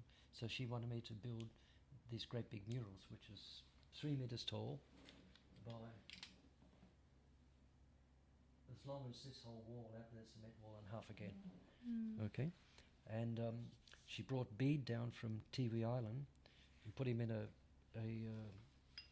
room in Surrey Hills, and then he got him a car and he drove out to my place every day, and we had to do he had to do 2 paintings. So we did 2 paintings about this big of what he wanted to paint for it. Okay, and that was a crocodile one, and there was another one, and then Betty Churcher and me and another guy, I can't remember his name, Public Art Image. We went to see the head guy at Sydney Airport, in charge of everything, and I had to put quotes in for what I was going to charge them to build it all. And I got the metal guy I know. I gave him the design, and I said, I want you to make this in panels that all lock together. And then these boards, Bede would paint it on the board, so then we mounted that in my warehouse in Sydney, this whole huge painting, and then Bede painted the whole thing, and over a matter of weeks. And then I dismantled it all and wrapped it in bubble wrap, and I took the saxophone player, friend of mine who used to work with me in staging, and we went out and we installed it at Sydney Airport. And with Betty Church there watching every move we made to make sure we got it right. Yeah. She's still there? She's dead. She went blind, and then. But I mean, the artwork's still I don't there? know because I haven't been into the international airport in Sydney. Oh, it's at the international airport section. Yeah, it's where you come out of immigration and the Yeah. doors open up and the first thing you see is this massive, great big painting. And after that, I was exhausted, and that's when I came up here and got the farmhouse over What at was Federal. it like when you were coming here? You met. You know how earlier on you spoke about, the in the 70s when the hippies comes Yeah. and LSD and the surfers, Yeah. the surfing culture comes to Byron. Can you share some stories from this era God. that you can recount from your memory? What was like? Who's the Because guy? now it's Who's so the guy? different. The American guy that does the tourist booklet that goes out every year. What was his name? Tourist book. Yeah, the little tourist free gift book. It's not paid. You don't pay for Is it. it called Byron and Beyond? Oh no, Byron and Beyond is different. Byron and Beyond is done by an Australian wonderful gent. I can't Forgot his remember name. I can't remember his name. Anyway, He played harmonica. Rusty Miller. Rusty this Miller. Man. Yeah. Yes. Okay. He used to play harmonica at the His name's really at the funny. pub, You not the mean Beach Hotel. What's the the other one? railway. The not the rails. The other Great one. Northern. The Great Northern. He used to play out front of there, and that was an older pub looking then. Yes, yes. Okay, and I remember him. Who else I knew also who was up here at that same Were time? you surfing then? Yeah. And what was it Yeah. like? Great. Surf, Were at you the, surf at the pass and nobody there. But I mean, like when you say nobody there, Or not were many there people. were there accommodations? Were there camping? No, were there no. something else? So how did you Nothing. then? Sleep in your van, or sleep in a, as I did in a banana shack, But there wasn't that many people, Right. There was So in terms of surfing, there's no one's fighting in the surf, competing for waves and. no, fighting it over- was great. You now could it's get on waves overcrowded. easy. Yeah, I know. I don't go in there. Too crowded. What else was the difference other than like few buildings? There wasn't many people.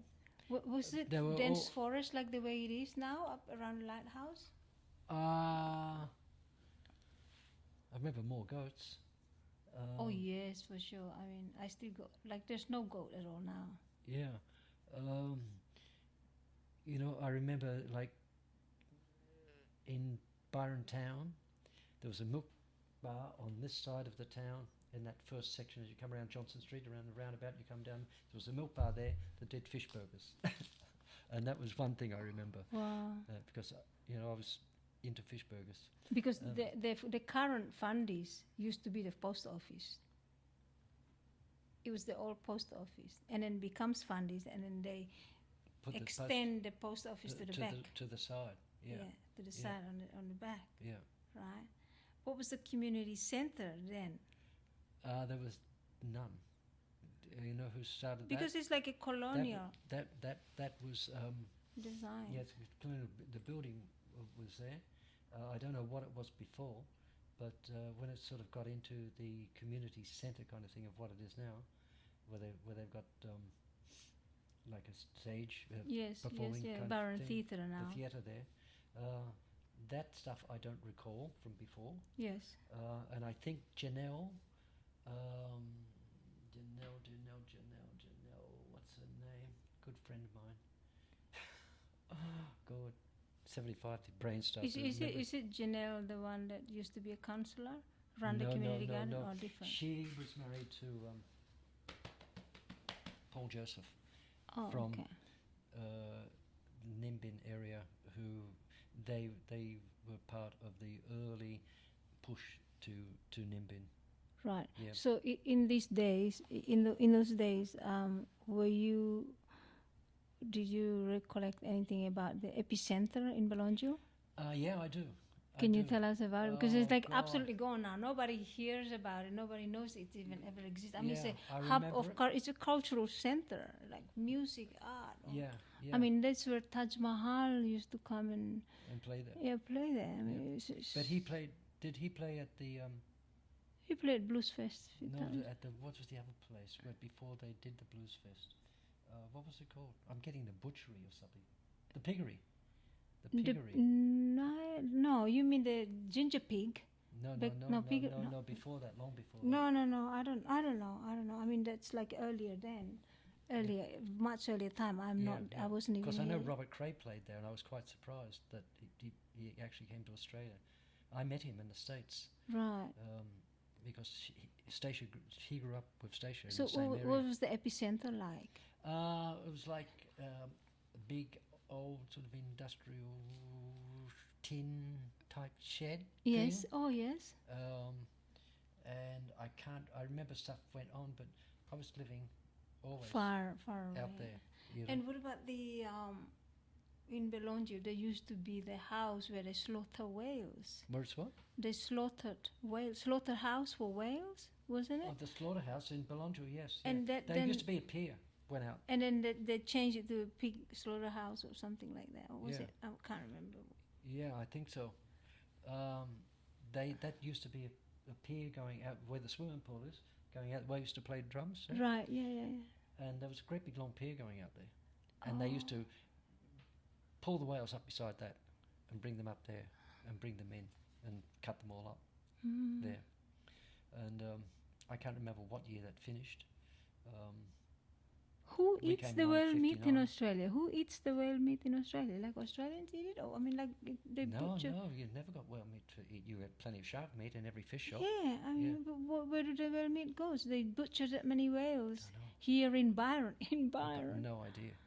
And nobody questions who ate them and for what purpose. I mean, I think about stuff Maybe like they this. send it to Japan. I don't know. No, maybe not. Maybe not. I know they stored them in Japan. Yeah. Wow. Anyway, so when did you start to see the significant change in Byron in terms of accommodations, expansion, and the demographic of people as well? It started. Were you here when there was a crystal shop in? You know where the roundabout is? What's the street where you keep going? Straight. Don't go down across the street, just go straight across. What's that one called?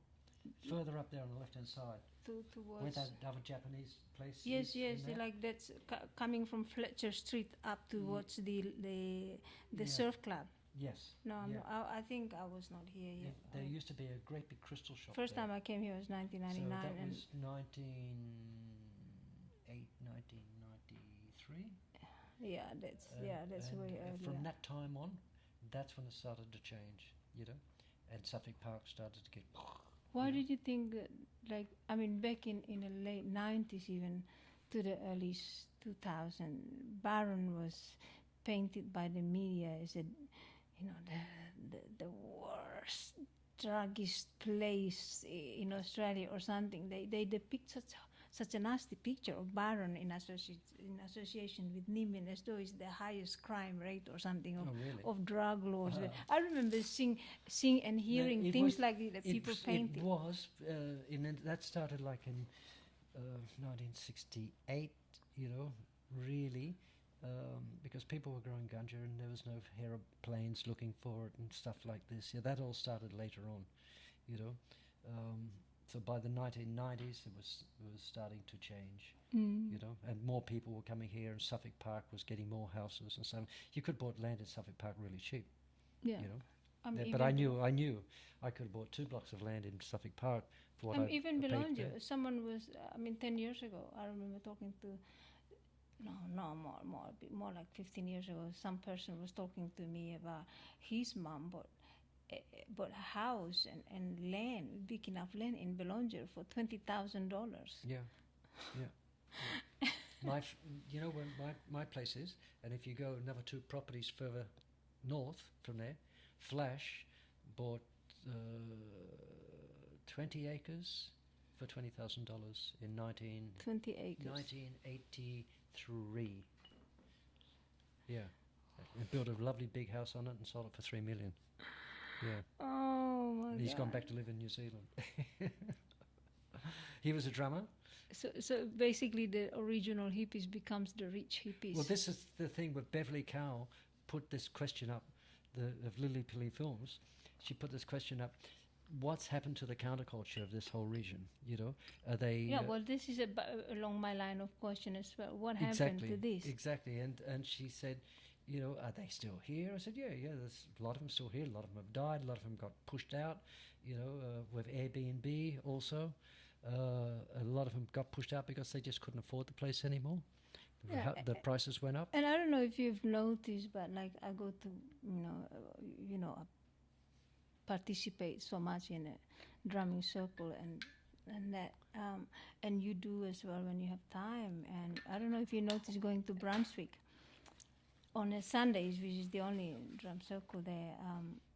You see people who want to be hippies. Yeah. And then the real hippies, the original hippies, like you see them straight out, like, I know you want to read, like, house gardening, house gardening, like, so different with the old hippies, like they talk about gardening, gardening, and then so different to the wannabes,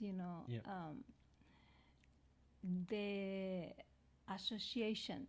A lot of people managed to grow ganja here when it was still pretty easy to do it, and you weren't really getting busted. And before aeroplanes looking for it, and they have a plane, which is a glider plane, which has just been around recently, and it glides over and cuts I can hear it coming, and then cuts out the motor, and it glides all over people's properties and looks. Yeah, I didn't tell you what happened. What? Beverly came to stay at my place. Oh, she. Did I I think you told me that she was being stalked because she was filming the column. The volume. Volume, safe volume. And she was doing the footage there, but she was also going to Sydney to the courts and getting all the latest information of what they just did with Sue Higginson, who's a leader of the Greens in Parliament and in here, and in Lismore. And so she was putting all of this stuff on footage and releasing it all on Facebook, documenting it all. And they were following her. And she came and stayed at my place one time. And she told me that, that these people were making problems for her. And then... it's sad, isn't it, how we cannot protest, we cannot... have a right to free speech in a way because they stalk you. They followed her up there. That's quite bad. And at about 2 o'clock in the morning, she was sleeping upstairs. Indiana and I were downstairs, and she said, Dennis, wake up. There's somebody up at the front gate. No. On the other side of the front gate in the bush. I can see the torch. No. And she told me when she was coming that she couldn't remember actually how to get to my place, because she came up there and did the video, the footage for her movie with me, the interview, and then she couldn't remember in the night time when she came back, where do I get to Dennis' place? So she stopped at Lewis Robbins' place next door and went in and spoke with her, and Lewis Robbins badmouthed me because I've been at war with her for having a water tank on my driveway. I don't know who this person is, but anyway. And I thought it must have been her up there, watching, who's this girl that's going to see Dennis now, this great big blonde girl, la, la, la. And I thought it must have been her, but it turned out that it wasn't. And it turned out that it's the people from the Wallam. They've got an ex-cop, okay, and he's retired, but he does surveillance work and stuff. And they've been following her. They put a tag on her car, and they followed her up there, and that's who it was. Wow, that's And then not the nice. next time she came, she showed up one day and said, Dennis, God, I'm glad you're here. She says, I've got this footage. This is the last final things for the court case, the Wallam. She says, and I slept at Ocean Shores last night in my van, and in the morning there was a drone up over my car and looking at me. Crazy. And then she said, so I've driven up here because I have to be at least 30 meters away so that they can't try and get to my computer, And so I put her upstairs and she edited all the footage. And then it was about 7 o'clock and I went out on the veranda to go and feed to go and feed Venus. And all of a sudden I saw lights just up above Lewis Robbins' house next door. Blink, blink, blink, blink. And it took off straight across the sky. It's a drone. And it was a drone. And I ran in and I told her, I said, I didn't put the lights on, but there was a drone up over the top of that house there. I need a pee. And you can go. And let me tell the story first. Anyway, so it took off and it had a heat sensor on. So when I walked out on that veranda, the heat sensor picked me up and it spotted reacted on the drone, and the drone flew off straight across into the bush up the hill next door. Yeah. On that note, I'm going to take a pee. So we'll continue from where we were. So we were talking about the old Byron people, and what happened to them as well, and the changes that's been occurring all these years. I mean, you go to town now. I mean, some things remain the same, many things change. Yeah. But for me, as a local, I rarely see my long-time friends who are gone. locals. Most of them are gone, or they live away. And I feel a little bit like a stranger in my own hometown. And like, of course, I'm glad I still have a few friends who are really close to me, very beloved friends to me who are still here. And so when I see them, it's like, wow, it's Christmas sparkles. I like, know. Oh, you're here. I'm so. Like, I just run for hugs and get to speak and exchange small news, whatever it is, updates, and that still gives you some sense of community connection, that you are still in a community, you're still part of a community. Other than that, like there's so many new people that they don't want to connect. They're not connecting with you at the same kind of level as well, especially not in an artistic way. Yeah. And a lot of those people are already living here for a long time. I'm not saying it's bad, that there's new people or good. It's just that it's different. And what happened to all these people? They do move further away. A lot of them move to UK as well, which is so far away. They slowly get forced out of there because the rents and the housing costs, And the changes started definitely by the early 90s. And places like Suffolk Park, all of those houses were going up, and the breed of people, the hippies that were still lingering around the park near the rails and stuff like that, part of town, everything was becoming more upmarket, Yes. So they were all slowly getting pushed out of the whole area. And in a way, international tourists were coming with more money. I mean, international tourists has always been coming. I mean, we had even before COVID, didn't we have like 2 million tourists every year coming to Byron? And but it's good. It was good culturally having international tourists coming. Of course, in, I mean, it's because they were bringing in sustain the livelihood of the community in a way. Because now that Blues Fest is finished, I know. But you know what happened? All of the tickets were sold. There was $23 million worth of tickets sold. And I mean, plus the venues who would have paid money to go in there. But all of the touring thing, that's a separate company. There's Blues Fest Festival, and then the other Blues Fest touring company. So he's still got all of those acts booked to play around Australia in different places. See, Martinez brothers, Victor Martinez, when George Benson came to play before, they've backed George Benson up about 10 times, and when they played here, they played and George Benson played, and then I don't know if George Benson went to Sydney and played in Sydney, and so that would have been Peter Noble. I went to school with Peter Noble every day on the fucking. He's about 4 years older than me. He lived about. He's quite a sweet person. He's quite a lovely person. Yeah, he has a bad reputation for doing some shady deals also. You mean with the Blues Fest or what? Yeah, with people. Not so much with the Blues Fest, but just with some people. I don't know him in that regard. Yeah. I just know. But I'd stand on the train. I'd get on the train in either Campsie or Belmore, and I went to Lakemba school, and he went to Punch Bowl school. So every day we were on the train together. Right. Growing up, so I knew him. And he lived quite close to me in Belmore. Right. I used to ride my bike up past his place and leave my bike at Belmore Station. Yeah. And then get on the train and do the last section to look at school. Yeah. I just have bad memories Blues about Fest started from this little Belongil field here.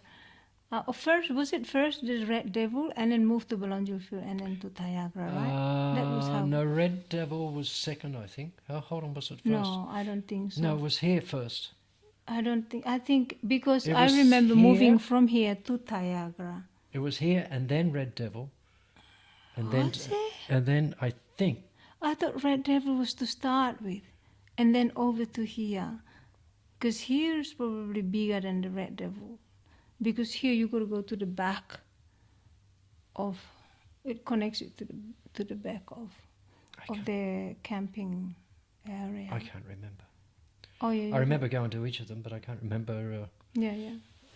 I missed out on the Red Devils one. I never go to that one. But anyway, so do you? I thought it might have been here first. Oh, you could be right. You could be right. Then Red Devil, I think. You could be right. But like, do you notice? I mean, what do you think now? Like, I mean, I talked to another friend about the change with Blue Fest stopping, and that means, because before the community do rely on huge festivals like these to generate income, but now people who move to Byron are a lot of people with money. They don't rely on this anymore. Yeah.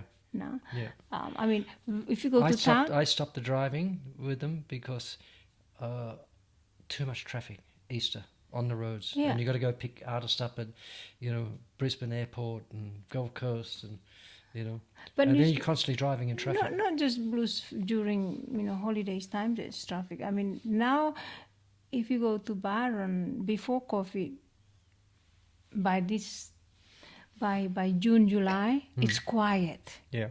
It's winter. There's no people coming here. Not many people coming here on holiday, except for like school people from Queensland who come for holiday because it's a bit warmer maybe.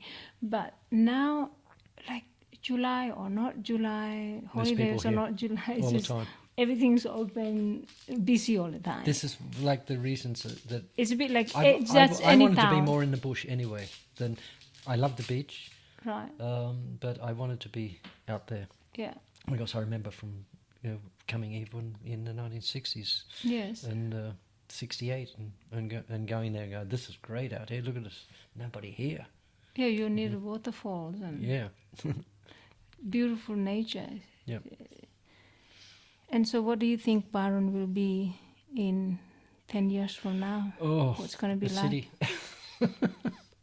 You think it's building up to little Gold Coast? I hope not. I hate it up there.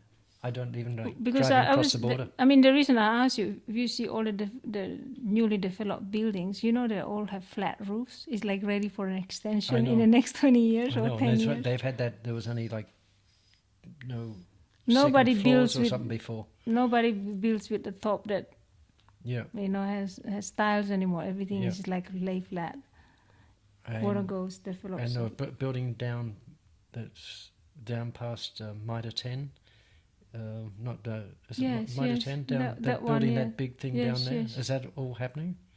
Oh, I'm not sure if maybe yes, maybe no. I don't know, but I mean, they did one across the side from across I hope the it road doesn't from become my any more like the Gold Coast. I hate it up there. I don't even like going across that. pavement jungle. Jungle. What is it? What do you call pavement jungle? Jungle pavement. What's the right word for it in English? For what?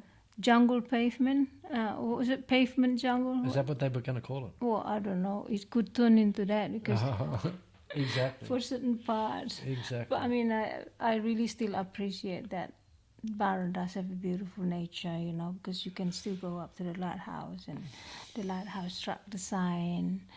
There is still lovely nature in some. I mean, surrounded by so many beaches. I know. So And many great beaches. Beautiful beaches too. Pristine little paradise. Yeah. But I'm trying to stay out of the sun because I've been burnt so many times. You know what happened? I've been going to the skin specialist for years now and getting checked. And they brought to Mullen Medical Centre, they brought a guy from the Gold Coast, Michael, and he burnt me so fucking bad. It was like a welding machine on my face. And I swore that was it. I told the receptionist, I'm never going back to that guy, Anyway. So what's the burning for? From sun on my I face. mean, you Just say years, this guy years of- burned you. Yeah, he burnt me by, they freeze them off. And but What's that for? What's the burning thing? it's all to keep where I've been severely burnt many times over and over, and been a history of living in Bali and okay, in the like tropics. melasma kind of. Oh no, just different like thing. I've always been checked for sun cancer. Right. Anyway, Luckily, I don't have it. My dad had it really bad. He had to have skin graft off his ass on his face. Really. Shame they put the crack bit up there.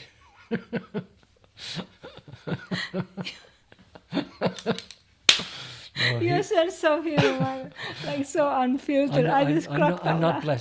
I'm not being blasphemous. I love my dad. We get along great, or did get along great. Now we get along great. It's just he's somewhere else. By the way, this is. Sorry, I always wanted to ask you this one question. I find it really offensive. I mean, not before. I used to be so offended when people would refer to somebody called Richard as a dick. I just feel that's so bad. Do you know the origin of this at all? Because this is an English way of. Why would you call somebody called beautiful name Richard to Dick? Why? I don't. No idea. I got no idea of that. But Dickie, Not any better. Not any better. My gay uncle, who was the costume designer, his partner was Richard. What did I call? What was his name? I said it earlier. I forgot. And my uncle used to call him Dickie all the time. And I thought, couldn't you find a better name for him? Because you're both gay, so it's not quite so obvious. And they're both costume designers. I'm sorry. I swapped my jewellery to my uncle for a fabric cutter, my turquoise jewellery and silver, for a fabric cutter and a great big glass display case, which I had at Paddington Markets. Yes. With all my jewellery in it. I swapped him for he said, "Oh, they're great. I'll sell them to my friends." What was it like when you were younger? You had long hair, and did you wear flare pants? And Yeah. What was it like in your time? Because I mean, did you grow up in an era with black and white TV and Did you experience? I mean, did you I go? was born in 1951. We didn't get television. When's television came? 1956. The Wow. day that when my parents went to Fiji on the boat with my dad doing the music. My grandparents came to stay, and my brother and I stayed there, and my dad bought the very first TV in our street, which had 70 houses. Wow. And we got the very first TV, and people were coming out trying to see. Yeah. Did you end up going? Because I remember some people had. They don't have color TVs, but they have this screen that they put over it, and it's with the rainbows kind of color. I never saw that. No, I saw. I only saw black and white. My dad put out. They put it on top of the black and white TV screen, and to kind of allow some kind of coloring. But my God, it was so bad. My dad put rollers on the bottom of our TV, which was quite big. Yeah. Yeah, they're huge, and then and a great big extension lead, so he could wheel it into his bedroom and back out into the lounge room and put it in front where the kitchen is, you know. It's like the mobile phone. You take I know, it anywhere. Yeah, Oh, the mobile TV. my God. How long did you have the black and white TV for? Until I don't know when they brought colour out. I can't remember. Oh, yes. That's all a bit of a blank for me because I was half the time in Asia. Oh, you yes, know, yes, all that's of this right. time, so I can't really remember what was going on. And then I did that 3 years in India and built the restaurant there Yes. and the music venue there. How long did you own the restaurant in India for? 3 years, you said? No. Yeah, no, you had it for a few years, and then Sheila, who was the manager of the Rajneesh Ashram, she came and said, "Oh, this is fabulous! You did a great job here." Was You the know? Rajneesh Ashram also ashram? Yeah, Oh, okay. it's the same one. Yeah, and anyway, and she says, "Why don't you donate some money? You're doing such a great." We used to have major fancy dress parties there, fancy with people with their faces painted, Yeah. and one, almost one guy like Hanneman, you know, and Freak lots show. Like a fabulous. And I had, when we built that place, we built it in a Sumatran building shape, the batak type, with those with the like Minangkabau, the oh, the water shape of buffalo, the the house shapes that of the goes roofs. like We this. built it like that, and it was bigger than my house, like that, and we had a great big yard, courtyard, and we knocked a great big stone wall. We rented the land from an Indian politician by the name of I can't remember his name. I thought it. Was this in Goa or where? No, in Puna. Puna. Yeah, about 3 hours out of Bombay, up in the hills, cooler. And we rented the land from this politician, and then we started building this thing, and then people started seeing it and say, "Hey, could you build me a place like that?" So we built another whole bunch of other places for other people Wow. on his land. So we go to him and say, "Listen, I got another client for you." you know? All from wood? Huh? All from wood? Bamboo. Bamboo. Wow. A whole from bamboo, roof and everything, and yeah, and I had the thing. We had different people coming to cook at first. We had like Mexican night, Japanese night, There's always different No way. That's in your restaurant. different in India. nationalities there, but it was Wow. too hard to manage like that. Of course. And then there was this guy who was famously known by the name of Krishna Mohammed. Famously known in India. He was a catering manager for Air India. Quite a name. Yeah, Krishna this and this Muhammad. wasn't his original name. This is the Okay. original name that Rajneesh gave him. Ah, right. Okay. He had a beautiful wife and 2 beautiful kids, but he was also gay. And he had a restaurant in Puna called the Vegetarian Epicure, and he had an argument with the owner of that place, and the owner kicked him out. And I said, "Great, you can come here. You prepare all the food," because he lived in Italy for ages. He spoke Italian, and he cooked fabulous. And I said, "You take over the catering. You do it all. We make a big Bay Maria." Was he Italian? No, he was Indian. Oh, wow. Yeah, but he lived in Italy for quite some time when he was the catering manager for Air India, and so we got him to take over. We built a great big Bay Maria out of galvanized iron at the metal handle in Puna, and then we put containers in it, the special containers that went inside of it, so the water heated up the whole bottom of the whole thing with gas stoves underneath it. Right. And then they bring the food already pre-prepared, goes into each container on top of in special bowls on top of the container was in there so that the water couldn't come out. Yes, you know? yes, yes. And that was a success. And we had a juice bar, so people walked in. They came in through like a line through the hole in the wall that we'd put there. Yes. We built a bamboo roof going out of that, the same style as the buttock houses. And people came in, and they go, "I'll have one of those and one of that." And so, okay, walk down there, pay at the counter, just there. The turnstile as you go in. The juice bar's just behind there. The wine bar's just over this side. The dance floor's here. There's catering tables all around the whole place. So it became a very popular place. We had 200 people. Wow. On the first night. The day we opened on Rajneesh's birthday. Rajneesh is Osho's other name. Osho. Right? Real name, Yeah, right? It's yeah. his real name. Yeah. Wow. And so we opened on this big day, and we got flooded. Were you ever his follower? I was, but until I had a big fight with with his head secretary, manager, who was running the place, because when she said to me, "Why don't you did a fabulous job? This is so good, you know, blah blah blah, and why don't you donate some money to the ashram?" I said, "Sheila," I said.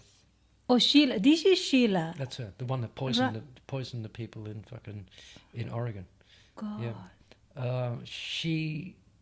I said to her, "Sheila, when I was here with my young daughter, with no ticket out of India and no real job, I said, you were driving around in Mercedes-Benz and you never stopped and fucking picked me up once." You know? And I said, so no way am I giving you any fucking money. This is all hard work what we put here. And it turned into a fight, and she banned everybody from going to my restaurant. Because you didn't refuse to donate. Yeah. Wow. And the very next morning, she didn't ban them straight away. She milled it over for a while, and then she sent a message to me for me to go and have an interview with her at the office. So I went to the office, and she had a bodyguard who was a martial arts guy, English guy, great big Shiva. This is like an intimidation arm. Yeah, and she had judges and lawyers, everything, all in the office. And she went in, and she says, "Okay, so look, you're going to have to donate money, otherwise we're going to have you busted."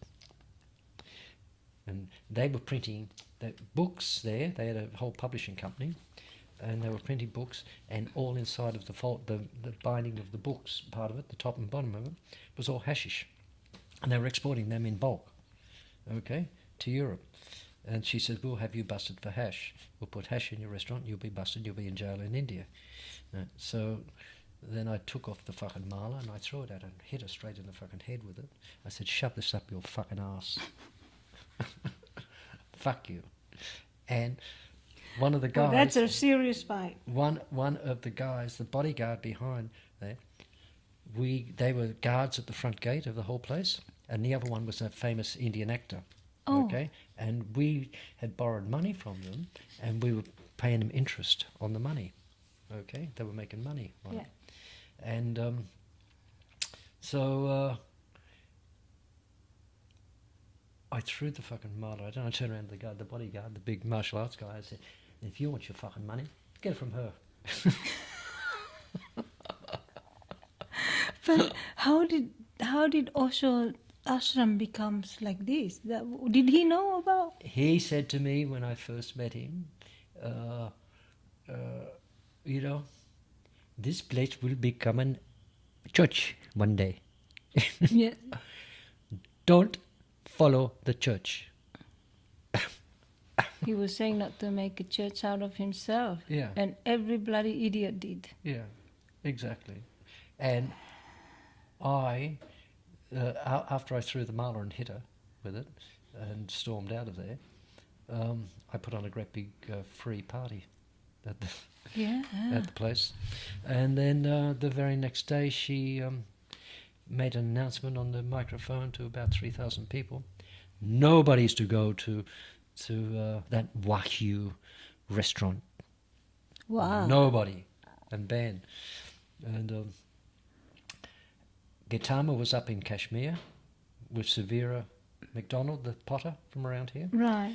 They were living up in Kashmir at that stage. And I got really sick, and I had Jaya with me. And I spent about 3 or 4 weeks sick.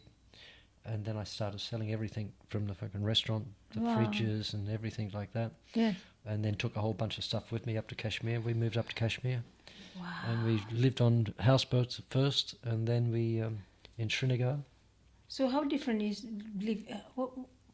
was there a really big difference between living in Pakistan than in India? Oh shit, yeah. Pakistan is terrible. Oh yeah. Yeah, India is much more easier to live in Pakistan. I'd never lived in Pakistan. What makes it difficult in Pakistan? A heavy Muslim situation. Okay. So do you sense like extremism or something with the religious thing, or extra what? Extremism through the religious thing? Extreme, yeah, much more than India. Yes, India, it's diverse. You know, you got because I mean India from like within this area and era of time until kind of very recently was like the paradise where people go to become like whatever enlightened. Yes. I try not to say the word, but then you join the dots. Yeah. And to a degree, I don't know. Can you really be enlightened? You don't get any of that in Pakistan.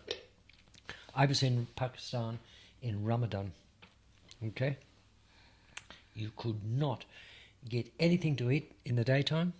The only place is at the railway station, and you could only get Coca-Cola and something very, very small. If you were a white person, you know. Yeah. You weren't if you weren't Pakistani, you could eat something very small. But Mahala's mother was with me, and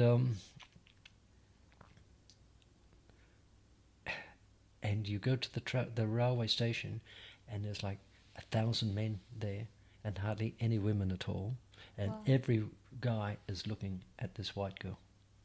It's crazy, yeah. You know, it's crazy, and it's so much. She was going crazy. She was going crazy with it, and she got pregnant. By being looked at, I'm kidding. No, she got pregnant from me. Kidding. And we only found out when we were in Pakistan. Yeah. You know? Oh yes. And yeah, what a journey. Yeah, and I'm never going back to Pakistan. No, I can tell. Never.